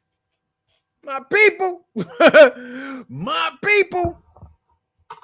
Just saying, Leonardo da Vinci was Aries around this bitch. Why you Leonardo? So, shout out to my Aries people. But he had to go learn kicking with the Moors. And the Moors taught him all of this stuff. And then that's why in masonry, you have a certain level of the Rosicrucians. Now, in some certain things, it'll say, now, even though the Rosicrucians came after, the time of Leonardo da Vinci, there's some writings, that ancient writings, where you see Leonardo da Vinci's name, it'll say Rosicruce next to his name. They showed this on the History Channel. I saw this on the History Channel. They was going through old documents talking about Leonardo da Vinci, and then next to Leonardo da Vinci, it said Rosicruce. Now, again, that may have mean that the knowledge, so if you know about the Rosicrucians, they use Moorish knowledge. So it could have been they gotten the knowledge, the information that the Rosicrucians use is partially descended down from Leonardo da Vinci, who also got it from the Moors. So if you don't know about the Rosicrucians, go look up Google. Hold on, let me see if I can show y'all, man. Y'all got me showing y'all stuff. The Rosicrucian Museum. Hold on, let me see.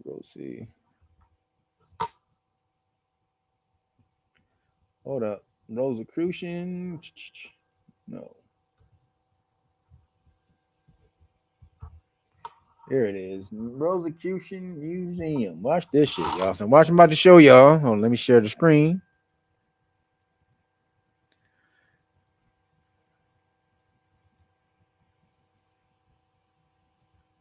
So watch this. Bam. So this is in San Jose, California. This is in San Jose, California. Look at this. This is what they have in the Rosicrucian Museum. They have a Kemetan museum. Totally look like Kemet. Look at that. The pillars and everything, you go there, shit look just like Kemet. They have actual Kemetan artifacts. Not fake. Real. Real. Look at this shit. Look at that in there. Bam. Look at this. This is in the museum, y'all. They got your shit in the Rosicrucian Museum. So they are the inheritors of your knowledge. The Rosicrucians are the inheritors of Moorish knowledge. That's what the Crusades was. I mean, the Inquisition was about. Go look up that movie, Name of the Rose, with Sean Connery. That was about the Rosicrucians who received the Moorish knowledge, and they had to hide it. So they were preaching this shit, but hiding it in their cathedrals and shit. Like not even the cathedrals, like in their temples, way up up high and shit. So they showed how the Inquisition people were killing people. So in real life, the Inquisition people were killing people if you were using old knowledge, like Moorish science. That's what they were taking your ass out. If you were using Moorish science, Moorish knowledge, they were taking your ass out the game. And you know, this is what they were calling you, witches and warlocks and shit like that, because Moorish science was really on some shit. You know, it was about, you know, alchemy and all that type of stuff. But yourself, the alchemy of self and all that shit. So, you know, the Inquisition people was killing people. So in that movie, Name of the Rose shows you part of the Rosicrucians, that the Rosicrucians were the inheritors of the Kemetic knowledge. So in the movie, I don't want to tell y'all, but the movie's like fucking 40 years old. So if you ain't seen it, so sorry, but you need to go see it. But in the movie though, Sean Connery and Christian Slater. So they show towards the end, I ain't gonna tell you the plot, but towards the end, they find out what was hidden in the temples, in the Christian temples. It was books beyond books, just crazy manuscripts from all over the fucking world, knowledge and shit. They was like, oh shit. Go watch that movie and see all the knowledge they were hiding up in the Catholic temples and shit. And they didn't want nobody knowing that shit. And they were killing anybody who was learning that shit. Man, so y'all better understand. So again, this is the museum. Look at this. All Kemetic. All of it. Let's see. Bam. Look at this.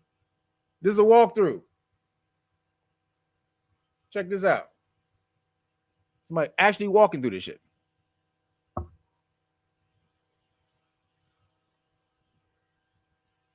So that was just a little bam. And what is this here? Bam, look at that. I mean, this shit got money. They put money. There's millions and millions of dollars put in this shit. This ain't no regular come and watch and look at an Egyptian poster shit. Nuh-uh. An Egyptian replica. No, they have the actual things in there. So again, that's the front. Let me see. Did we miss anything? Bam, that's that. That's also the fountain. Boom. Oh, wait a minute. Bam. Look at that. They didn't paint that. They got that. That's an artifact wall. They didn't paint that. Where'd they get that from? Let's keep it moving. Look at this. Look at this. That's your shit. Look at this museum, y'all. Look at him roll around in that shit. I haven't been there. I actually rolled past it. I'm about to go. I'm about to go to this bitch. and bring y'all some video. But man, oh, that's the they actually have a goddamn mummy in that bitch. Boom, look at that. Boom, look at this. They have an obelisk out front. This is all your shit. San Jose, not San Diego. San Jose, California. It's about maybe an hour outside of LA. 45 minutes to an hour outside of LA. Look at all of this. Look at that. That's the Anunnaki slab. Why do they have that? Why do the Rosicrucians have one of the Anunnaki slabs? Y'all, can you tell me? This ain't fake. They didn't recreate that. That's a real slab. Boom, got that's in the box. Hold on. Bam. Let me see. What else, man? They got all kind of shit up in here. Look at this. Let's see. What else can we find? Bam. Look at that, y'all. They had to transport all of this over here from Kemet. Look at this. None of y'all knew about this, huh? So you don't have to go to Kemet to go to Kemet. You can come to San Jose, California, and walk through there. This is Akhenaten right here. Statue of Akhenaten. Look at that. That's the one who said sun worship. Like y'all niggas fucking with that other shit. Sun. We need to worship the sun. This is the one who stopped telling them to worship Saturn. He's like, nah, nigga, y'all been worshiping Saturn. We need to worship that. Y'all worship Saturn. Fuck Saturn. Worship that. That's Akhenaten. He's the one who did that. So if you get a chance, go to the museum in San Jose and check that shit out. And you will see. Says it's huge. I've been there many times. Okay. And we are 5.5 hours from LA. What? Double Helix Phoenix? All right. Bam. Telling y'all, man, it's off the chain. The Met Museum has a really nice display of Kemetic artifacts as well. Okay. We want to claim blackness for our greatness, but not the religion that enlightened those particular Moors. Yep. So,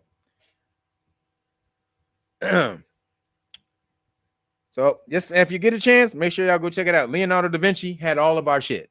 So that's why he was dope. He was using all Moorish knowledge. So moving along, last couple things. Oh, and the science and the weird. A bizarre creature was caught on a doorbell. Oh man, I think I got to show y'all this shit. This story got in here at the last minute. I got to show you. I got to show it to you though. Goddamn, this is crazy. Hold on. This is crazy.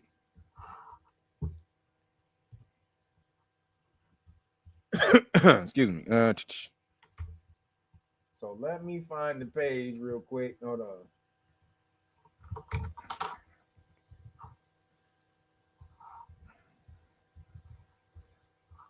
So there's a bizarre creature, some bizarre creature that a lady caught on her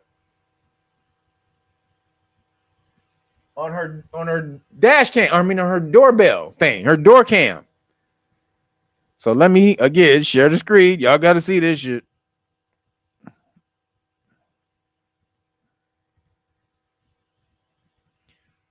All right. Can you see it? All right, here we go. Check this out. Look at that shit. Look at that long ass head on that damn thing. Look at this shit. Look at that head. So watch this. David trusts. Man, come on with the goddamn commercials. Shit. When I'm on my phone, they don't ever show a commercial when you on your phone. When you on the computer, they want to show goddamn commercials all day. It's ridiculous, man. Seriously. I'm not paying the $5. I ain't paying for your subscription. I'm not paying the $5. They gonna make you wait a whole goddamn 30 seconds for a goddamn commercial, man. Come on. So here we go. Check this out. See it in the. Look at that. It just materialized out of nowhere. It was crazy. I put my hand. Look at that. Look how it materializes out of nowhere. It was. Look. You would. Oh shit, man. Go back to the damn video. All right, look. If it was over here, if it walked from over here. It was crazy. Here, I put my hand through the curtains and closed it because I was like, I'm not gonna look. It's gonna be right there in the window.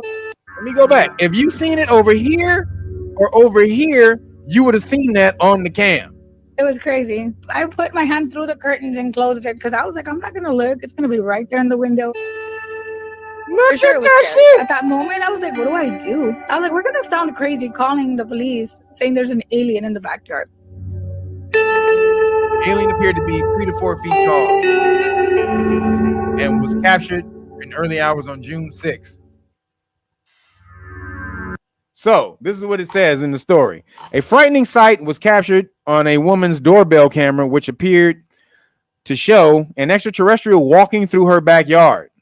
Jessica Ortiz from Compton, California. Compton? But this ain't Compton? What?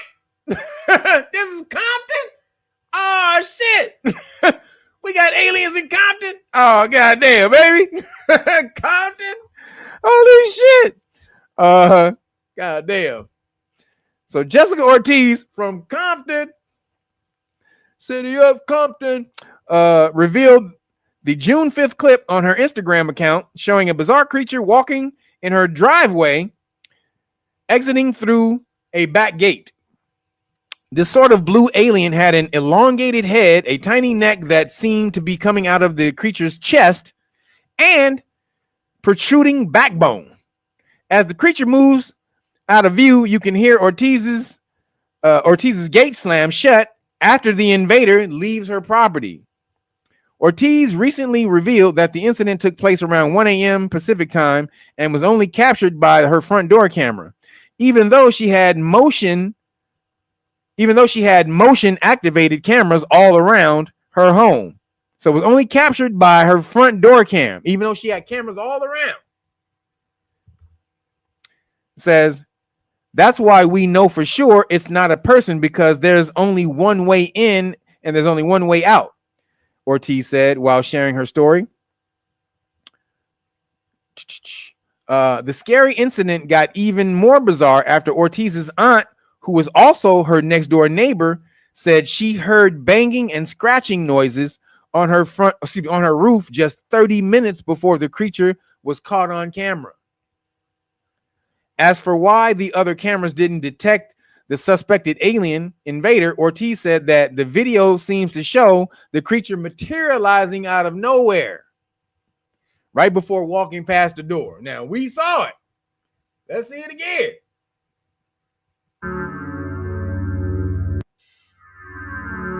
Look at that shit. It just appeared.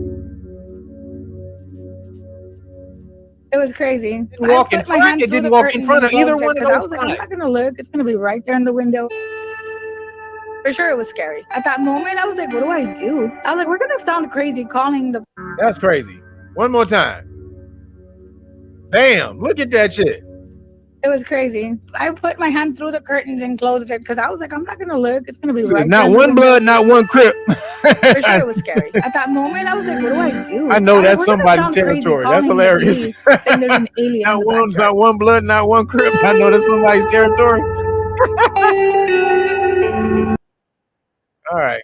So hold on, let me stop it. So that's funny. Wait, where you say? Where's that at? Not one, not one blood, not one crip. I know that's somebody's territory.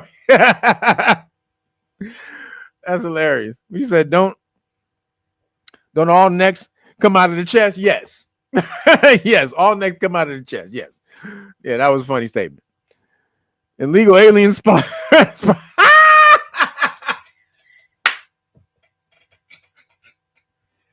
And illegal alien spots a real alien. Oh, y'all funny as shit today. Mike McCaskey. Illegal alien spots a real alien. You are funny, bro.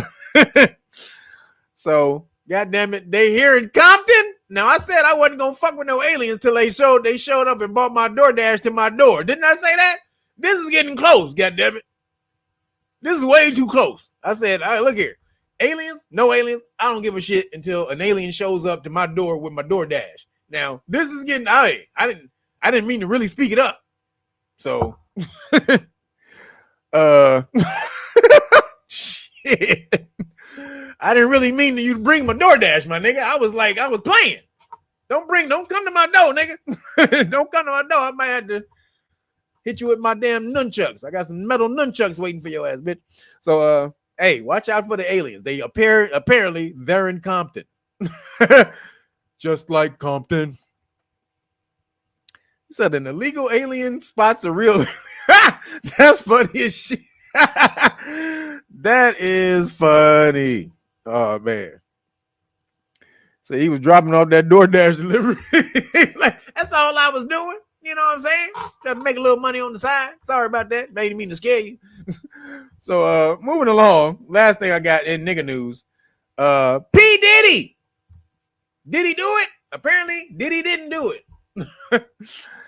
You gotta quit it on 3 charges out of the 5. But they dropped it to get it all the way down to 5 charges. I told you that last week. They came out and they dropped all them damn charges. And I said that he was going. I said this last week. Before this happened, I said it last week that he was going to get acquitted because they couldn't stick him with the racketeering and the sex, you know, the trafficking or whatever. They couldn't get him with it. So P. Diddy's gonna be free. Now, he's not out of jail. He went for bail. They said that nigga fell to his ground praying to Jesus Christ and all that shit. Fuck out of here, nigga. You were evil as fuck. But they said they didn't get him out on bail because the judge said that you are foul. But they didn't say it like that. They like, nigga, you are dangerous. And you probably gonna kill somebody if I let your ass out of jail. So no, you can't get out of jail. Like, fuck that shit. He got charged with 2 counts, though, of transporting women for prostitution. So each one of those charges carries 10 years. So that's a maximum of 20 years he can still get. But they're already saying that the deal's been worked out on the back end, that he's going to get, 2 to 5 or 2 to 4 years, 2 to 4 years. And that he may even get a sweet deal because he's still in jail and they're not going to determine for another month or so. So at that point in time, he would have been in jail for what? A year, 12 months. 13, 14 months. So they're going to get him. They're going to get time served. So at the very most, he probably going to get like a year with time served. They're probably going to give him 2 years full and then give him, and apply that time he's been in jail with time served and then whittle it all the way down to something like 6 months to a year. And that may be at his home on his own recognizance. But since the judge said that he was dangerous, they probably gonna keep him in jail. But this bitch ass nigga got out. I told you. And niggas ran for the goddamn hills. They said, Puffy's coming to diddle everybody. The diddler's coming. The diddler's coming to diddle. The diddler's coming to diddle us all. He's coming to diddle us all. Run for your lives. So niggas is running scared like a motherfucker right now. The diddler is coming for us all. No diddler. So, God damn it, man. God damn, this nigga got off.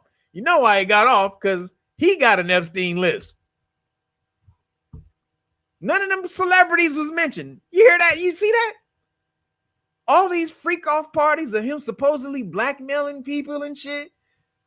He got all these celebrities on camera. He was doing all this shit, but not one person, surprisingly enough, got their name mentioned. How did that happen? And then he gets most of the charges dropped except 5. And then he gets off on those racketeering charges, which they only brought the racketeering charges because they knew he would get off of those in the first goddamn place. Racketeering, you have to be making, your business has to be funding another illegal enterprise. And then that illegal enterprise in turn funds your business. He wasn't doing that. That nigga was making money off of bullshit deals, robbing people on contracts and shit. That's legal. That's how he been making his money. So they couldn't find that he did anything illegal making his money. And so they had to let him go. And goddamn, man. It is the diddler's coming. The diddler's coming! Run for your lives. So hey man, just watch out. What'd you say? He's dangerous. All right. They said he was dangerous. Yeah. He said he wasn't a criminal. He was a nasty motherfucker. No, he a criminal. They just couldn't find it. They just couldn't match the two. Like the charge of him arson. They couldn't prove that he blew up Kid Cudi's car, but they had him on tape, or it was like a tweet or a tape or something like that, that's saying that he wanted to burn up Kid Cudi's car. And then, ironically enough, a few weeks or a week or two later, his car get hit with a Molotov cocktail, but they couldn't prove it was Diddy. So they had to drop that charge.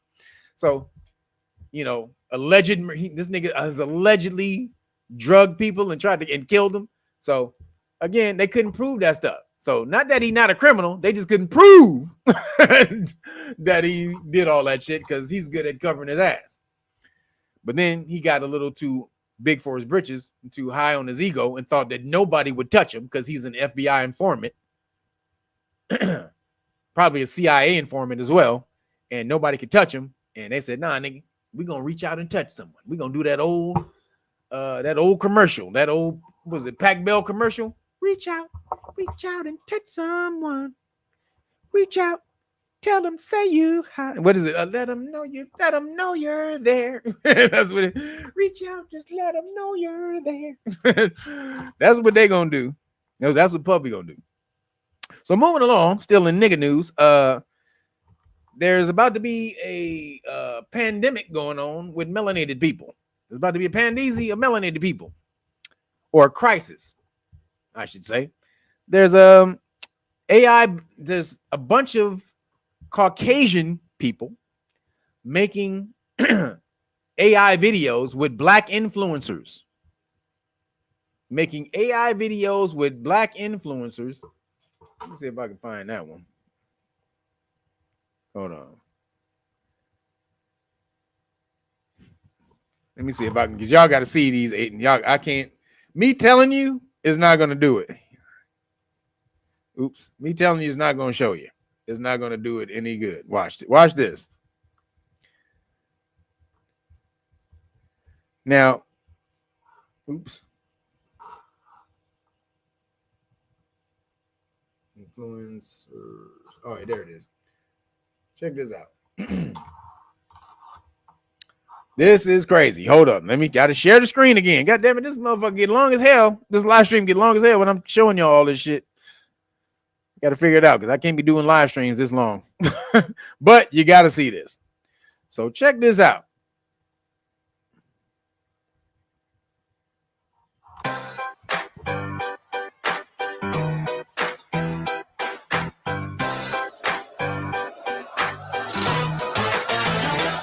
Everyone should be terrified by AI at this point. Come sharking with me, y'all. The next is outside. Ooh, y'all, look at him. He is so fine, y'all. Hold on. I gotta click this off. This is pissing me off. All right, here we go. Hey, where you from? Last week, AI videos took over timeline. That was not real, y'all. That was our AI. Watch this shit though. I was on X after this video was posted on a pretty large account without even acknowledging that it was AI at all. And it seems like that post was removed after they were called out for posting a clearly artificial video. A black woman eating fried chicken, black sin and all. And honestly, when I was scrolling, it almost got me. When I first watched it, I didn't realize it was fake or AI at all until she scarfed down the whole entire steaming chicken leg, bone and all. you cut off your friend for missing your birthday dinner, but not the man who forgot your birthday? But after that video, it seemed like the AI floodgates bursted open and my timeline was flooded with black AI influencer videos. And it's really scary and unsettling because of the implications of what can be done with videos like this, especially in the hands of anyone that has malicious intent against an individual or community in the very near future. But I'm Jew. Welcome to the channel. Please like and share the video. Don't forget to sub. Now, let's get into it. Wait, because like, why does everybody think I'm AI? That's so crazy. I genuinely don't know why everybody is saying that. I'm a human being just like you guys.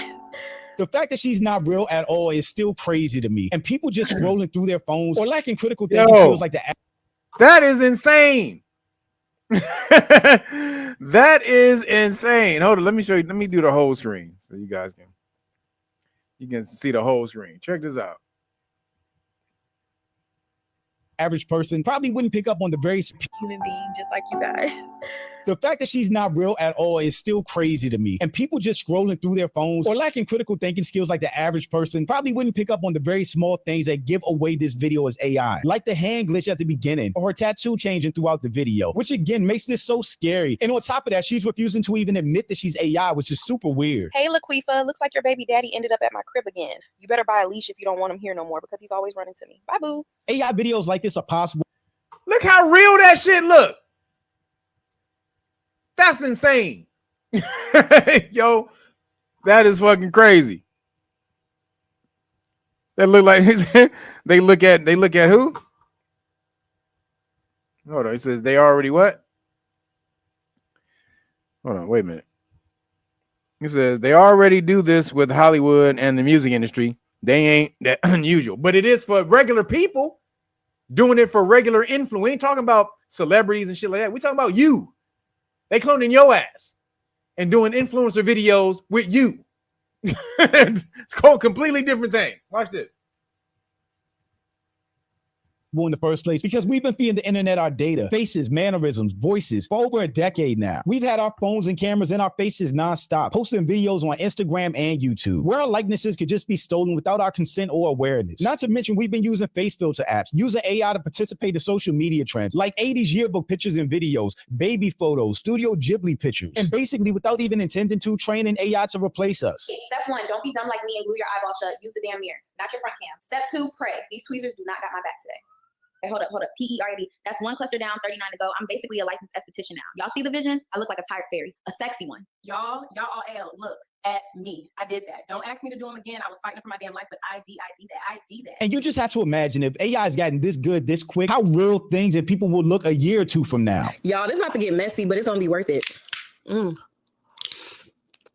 Nah, this hit no different. And what type of heinous or ridiculous things it'll have people doing in those videos. Again, with the average viewer not being able to tell real from AI. Hey, I'm out here on 14, bro.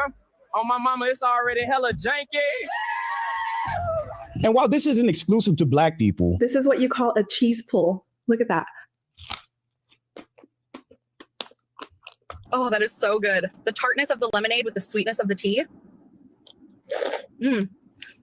I will say the videos that I've seen have a very exploitative feel to them, like literally showing AI in the hood or in these ratchet situations, basically propagate negative images of Black people. People, it's Ricky the Robber back for another video. Today we got some crazy shit. I'm outside this rich kid's party, and y'all already know we about to rob this little motherfucker. Let's go. All right, they outside. What's up, people? It's Ricky the Robber back for another video. Today we got some crazy shit. I'm outside this rich kid's party, and y'all already know we about to rob this little motherfucker. Let's go. All right, they outside. Spider-Man got the kids doing Mongolian twister or something. The mom just poured herself a mimosa the size of the birthday boy's skull. Ain't nobody watching the door. We going. The dude at the gate was telling me I needed a background check to get in this hoe. It's a birthday party, not the fucking Pentagon. The vest is ugly as shit, but that's okay. I just gotta look like an Amazon worker. Rich folks love a uniform. I could be delivering black tar heroin and they'd still wave at me through the window. Ain't no way these motherfuckers got the front door unlocked. These rich people really be trusting strangers like it's a Disney movie. This fucking chandelier costs more than my childhood rent. So, no, we ain't about to watch that commercial. But as you can see, you guys can go watch that video if you want. Excuse me. You guys can watch that video if you want, but you can see they're trying to now the people who are creating these AI videos are Black people, melanated people doing that are Caucasian people, perpetuating negative stereotypes, like my man said, about melanated people, going and robbing houses and shit. What up, y'all? What up? Blah, blah, blah, blah. All of that bullshit. All of this, the Black fatigue shit, that's what that is. And they're going to perpetuate that shit even more with AI videos. So I just thought that was some fuckery. We need to start doing our own AI videos of white motherfuckers robbing shit. Yep. White people harassing niggas and all that type of shit. You want to do that shit? You want to get down, nigga? We can make anybody can be made to look like a punk ass bitch. So that's what we gonna do to your ass too. Straight up. So just thought that was crazy. Moving along, more nigga news. The Carnival cruises are canceling rap music on the cruises from now on because dumbass niggas keep fighting. Yep, dumbass niggas keep fighting, and and also Carnival Cruises is cheap ass nigga cruise. So if you're gonna you charge cheap, you charge no money, you're gonna get what that clientele is about. Cheap motherfuckers is gonna buy cheap shit. So they cutting the rap music on Carnival cruises because you dumbass niggas be fighting. Not you niggas here, but I'm talking about the dumbass niggas who on the Carnival. If you ever been on Carnival cruise, you got into one. I'm talking about your ass, but I'm talking about the Carnival cruise people. The niggas from the hood, the dumb nigga shit that they do on the boats. And so apparently they've turned Carnival cruises into like a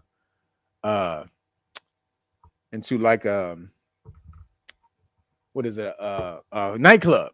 Apparently Carnival cruises is like a nightclub. So, but no more because they tired of you niggas fucking up the boat. So niggas dumb. I mean, come on. This is what they, again, that black fatigue shit. That's what that is. That's that black fatigue shit. Or nigga fatigue. Not black fatigue, it's nigga fatigue. So I got nigga fatigue too. Been had that shit. I've been had nigga fatigue for 20, 30 years by at this point. So I understand. Moving along. Some silly nigga news. Niggas was niggering this week. Some dumbass niggas from the hood. They took over a luxury apartment or semi-luxury apartment complexes in the suburbs during the summer. See, more nigga shit. This is why, man, they gonna start smashing on y'all in a minute, man. Y'all need to stop just doing dumb shit. So a bunch of cats from the hood just found a goddamn apartment complex with a broken gate that they was able to just smash on and go in there and then just start swimming. Took over the whole pool party complex and shit. Bumping music and shit. None of them live there. Not one. Not one motherfucker live there. And they come there all the time, taking over place. Then they call the police. The police say, we can't do shit. What? You can't do nothing. Okay. So again, dumb nigga shit. What the apartment complexes or the people in the apartment should do is buy 3 pit bulls. That'll end all that shit quick. Niggas and dogs or vicious dogs don't really get along unless they your dog. But niggas and vicious dogs, you're gonna see Carl Lewis in that bitch.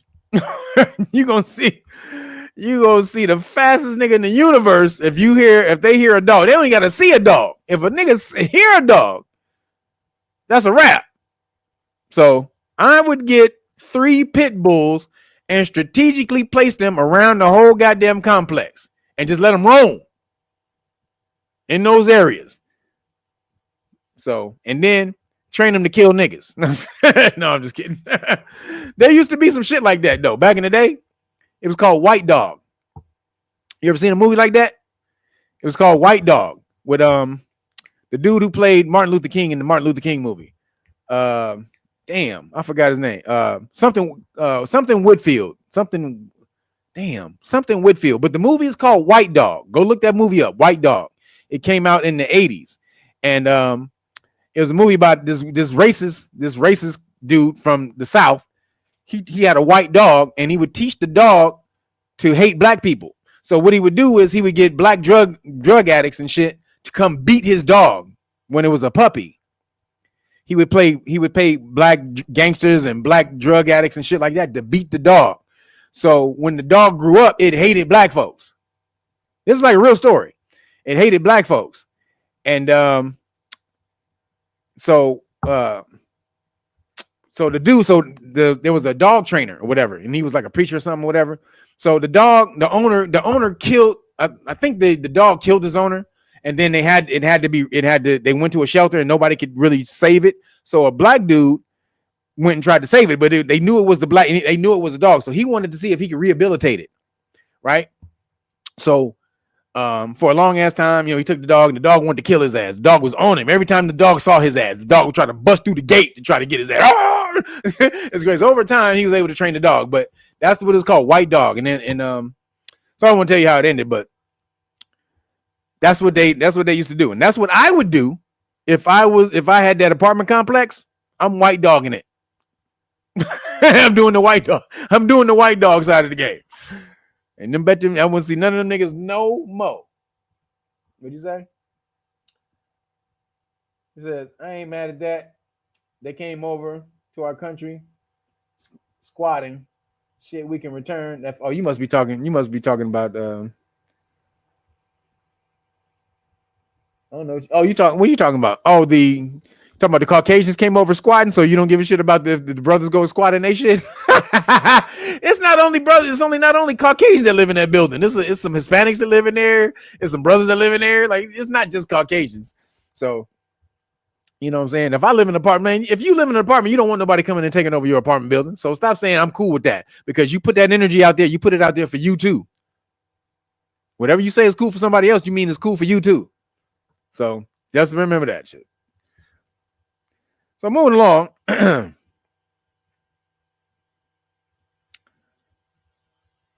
Oh, really quick, man. There was a bunch of in police stop law. There was a bunch of kids who got shot on the 4th of July. I think it was Illinois. I'm not sure. I think it was Illinois somewhere, but a bunch of kids got shot on the 4th. And it went viral because the police chief came out and said, you need to stop counting on police to take care of your kids. It's your job. Your job. Not my job. Your job. And he's right. It's not the police officer's job to take care of you. Their job to take care of your kids. Do you know the police officers aren't even required to protect you? I talked about this before. Police officers are not legally obligated to protect you. That's not a thing. That protect and serve on the side of the fucking your card is bullshit. That may be a department policy, but that's not even a department policy. But protect and serve, it's absolute crap. So there's 3 cases. I can't remember the third one, but the first one is DeShaney versus Winnebago, and that's a case that breaks down how police officers aren't required to save you because there was something about a kid. Both of these cases are about kids. The 2 cases I'm about to name is about kids. Some kids got killed and they wanted to sue the government based on the kids. So I think in the first one, DeShaney was 1 kid, and then the next one is Castle Rock v. Gonzalez. That was like a lady's husband killed her 3 kids and took her kids and killed the 3 kids, and she said the government should have protected her on that. And so she sued the government, and they said, nope, the state ain't required to protect your kids. Fucked up. So police, government, officers are not required to protect you. So it is up to you to take care of your goddamn kids, man. It's about that time. And we know there's not a lot of brothers in the hood and stuff like that. But women, it's up to you to either don't become a man. We don't want you to become the man, but learn the principles that a man would teach a young boy to become a man. You don't have to be a man you don't have to embody that energy, but you can learn what those principles are and then convey them to your child, or find a male role model that they can watch on YouTube and learn from. Somebody like that, or get them in a mentor program, something like this. But young boys and young girls, they need male mentorship when they're young. They need that. You're not complete. The men teach you how to fucking push through things, push through struggle, hardship. Because nothing is ever given to men. We have to work for that shit. Every single goddamn thing we got. Mostly in the world, the world was created by men for women. So women are given so many things without having to earn it. Case in point, positions in the government without having to be obligated to go to war. None of them have to actually be obligated to go to war. They can if they want, but none of them are obligated to go to war. So as a society, again, that you need men to teach men how to be men, but also women how to watch out for men, for safety. The man is security, safety, progress, struggle through progress, but persevering through that struggle, overcoming hardship. All of this is masculine shit. Because ain't nothing given to a dude. Nothing. Unless you was born with a silver spoon in your mouth. But other than that, you got to work for every goddamn thing you get as a man, especially if you're a melanated man. But men, period. I was going to say this to men about men, period. So it need more mentorship, male mentorship in these kids' lives. But if they don't have it, you got to get it. but they need some discipline. And you just can't let them be out here doing all this shit. Look at them. I just named off a whole bunch of shit. Well, a bunch of kids was doing this.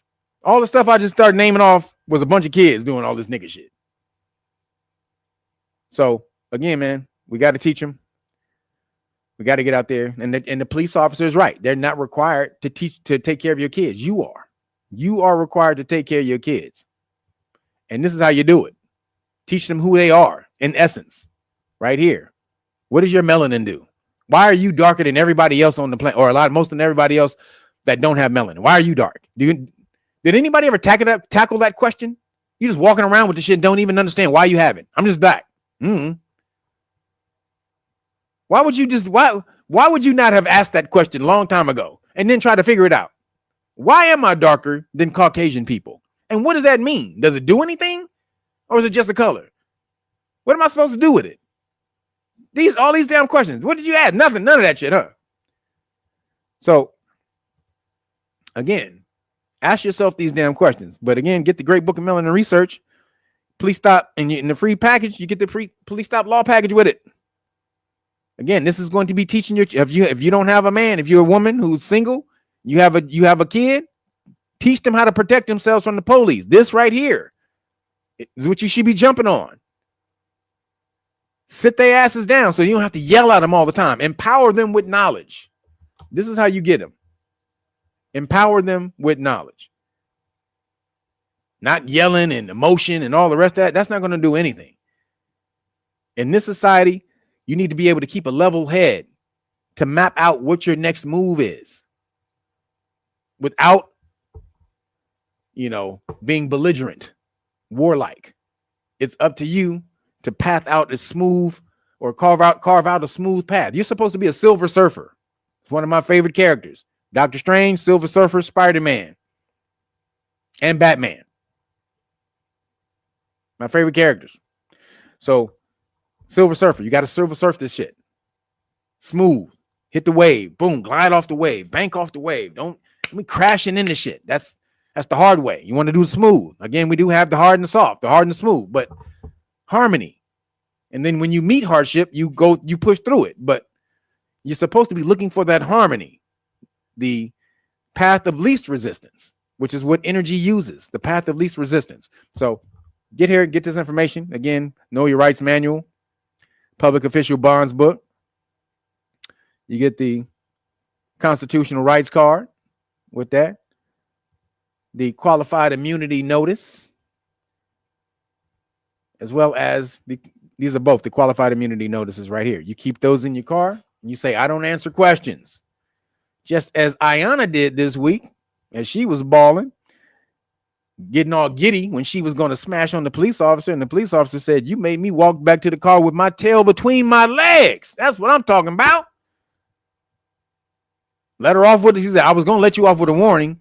Let her off with a warning anyway, but had to tell her, damn, you the one who forced me to give you the warning. I was going to give it to you of my own, but you forced me to give you a warning. And what did she have with her? Boom. She had these.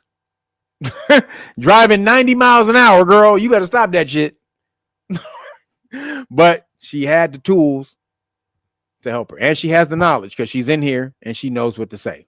So for the rest of you, get in here. Again, get the Great Book of Melanin Research, the hard copy. And I'm going to give you the 5 decks of cards because I'm on vacation. When I'm on vacation, I like to I'm happy. When I'm happy, I make y'all happy. I like to make y'all happy. So I'm going to hook y'all up with the 5 decks of cards. Again, get over to Real Nagas. Excuse me. RealNagas.com, as you see at the bottom of the screen right there. RealNagas.com. Hit the Naga Knowledge Shop and hook it up. This is how you support over here. If not, make sure you hit the Cash App. Real Nagas, the number 9. If you want to support and donate to the Shawarma Fund. And that's it for me. I'm about to get out of here. Also, make sure you get to RealNagas.com. When you're over Real Nagas in the Naga Knowledge Shop, click over to the merch shop and get you this Rapstrology Volume 1 right here before I get on Volume 2. It was a lot of good suggestions in here. I'll check out some of them female rappers. Rhapsody has to go on, though. Sorry. Rhapsody's going to go on before any other female conscious rapper. Well, Latifah. Queen Latifah is important to the game. So Queen Latifah's right. You see the Queen Latifah right here, but she was important to the game. Even though her black consciousness was bullshit, because after her first album, you didn't hear her say nothing about no black consciousness. Nothing. Wasn't no Africa first, wasn't no African medallions, no crowns, and none of that shit. She got it. That was all a gimmick. But it was, she did it well. So, and she's an ill rapper. So we had to put her on here. But again, this is how you get back and support right here. So again, appreciate everybody for coming through. All my moderators, appreciate y'all for hooking it up in here, holding it down. Appreciate y'all for laughing with me. I am hungry as hell. I've not eaten today at all, god damn it. And I'm off my cleanse, so it's shawarma time. Appreciate you guys who donated to the shawarma fund. This one's for you. So thank you guys. I'm out of here. Holla at you guys. Won't be Saturday because I'll be on vacation again, but maybe Monday. So see you guys later. Deuces.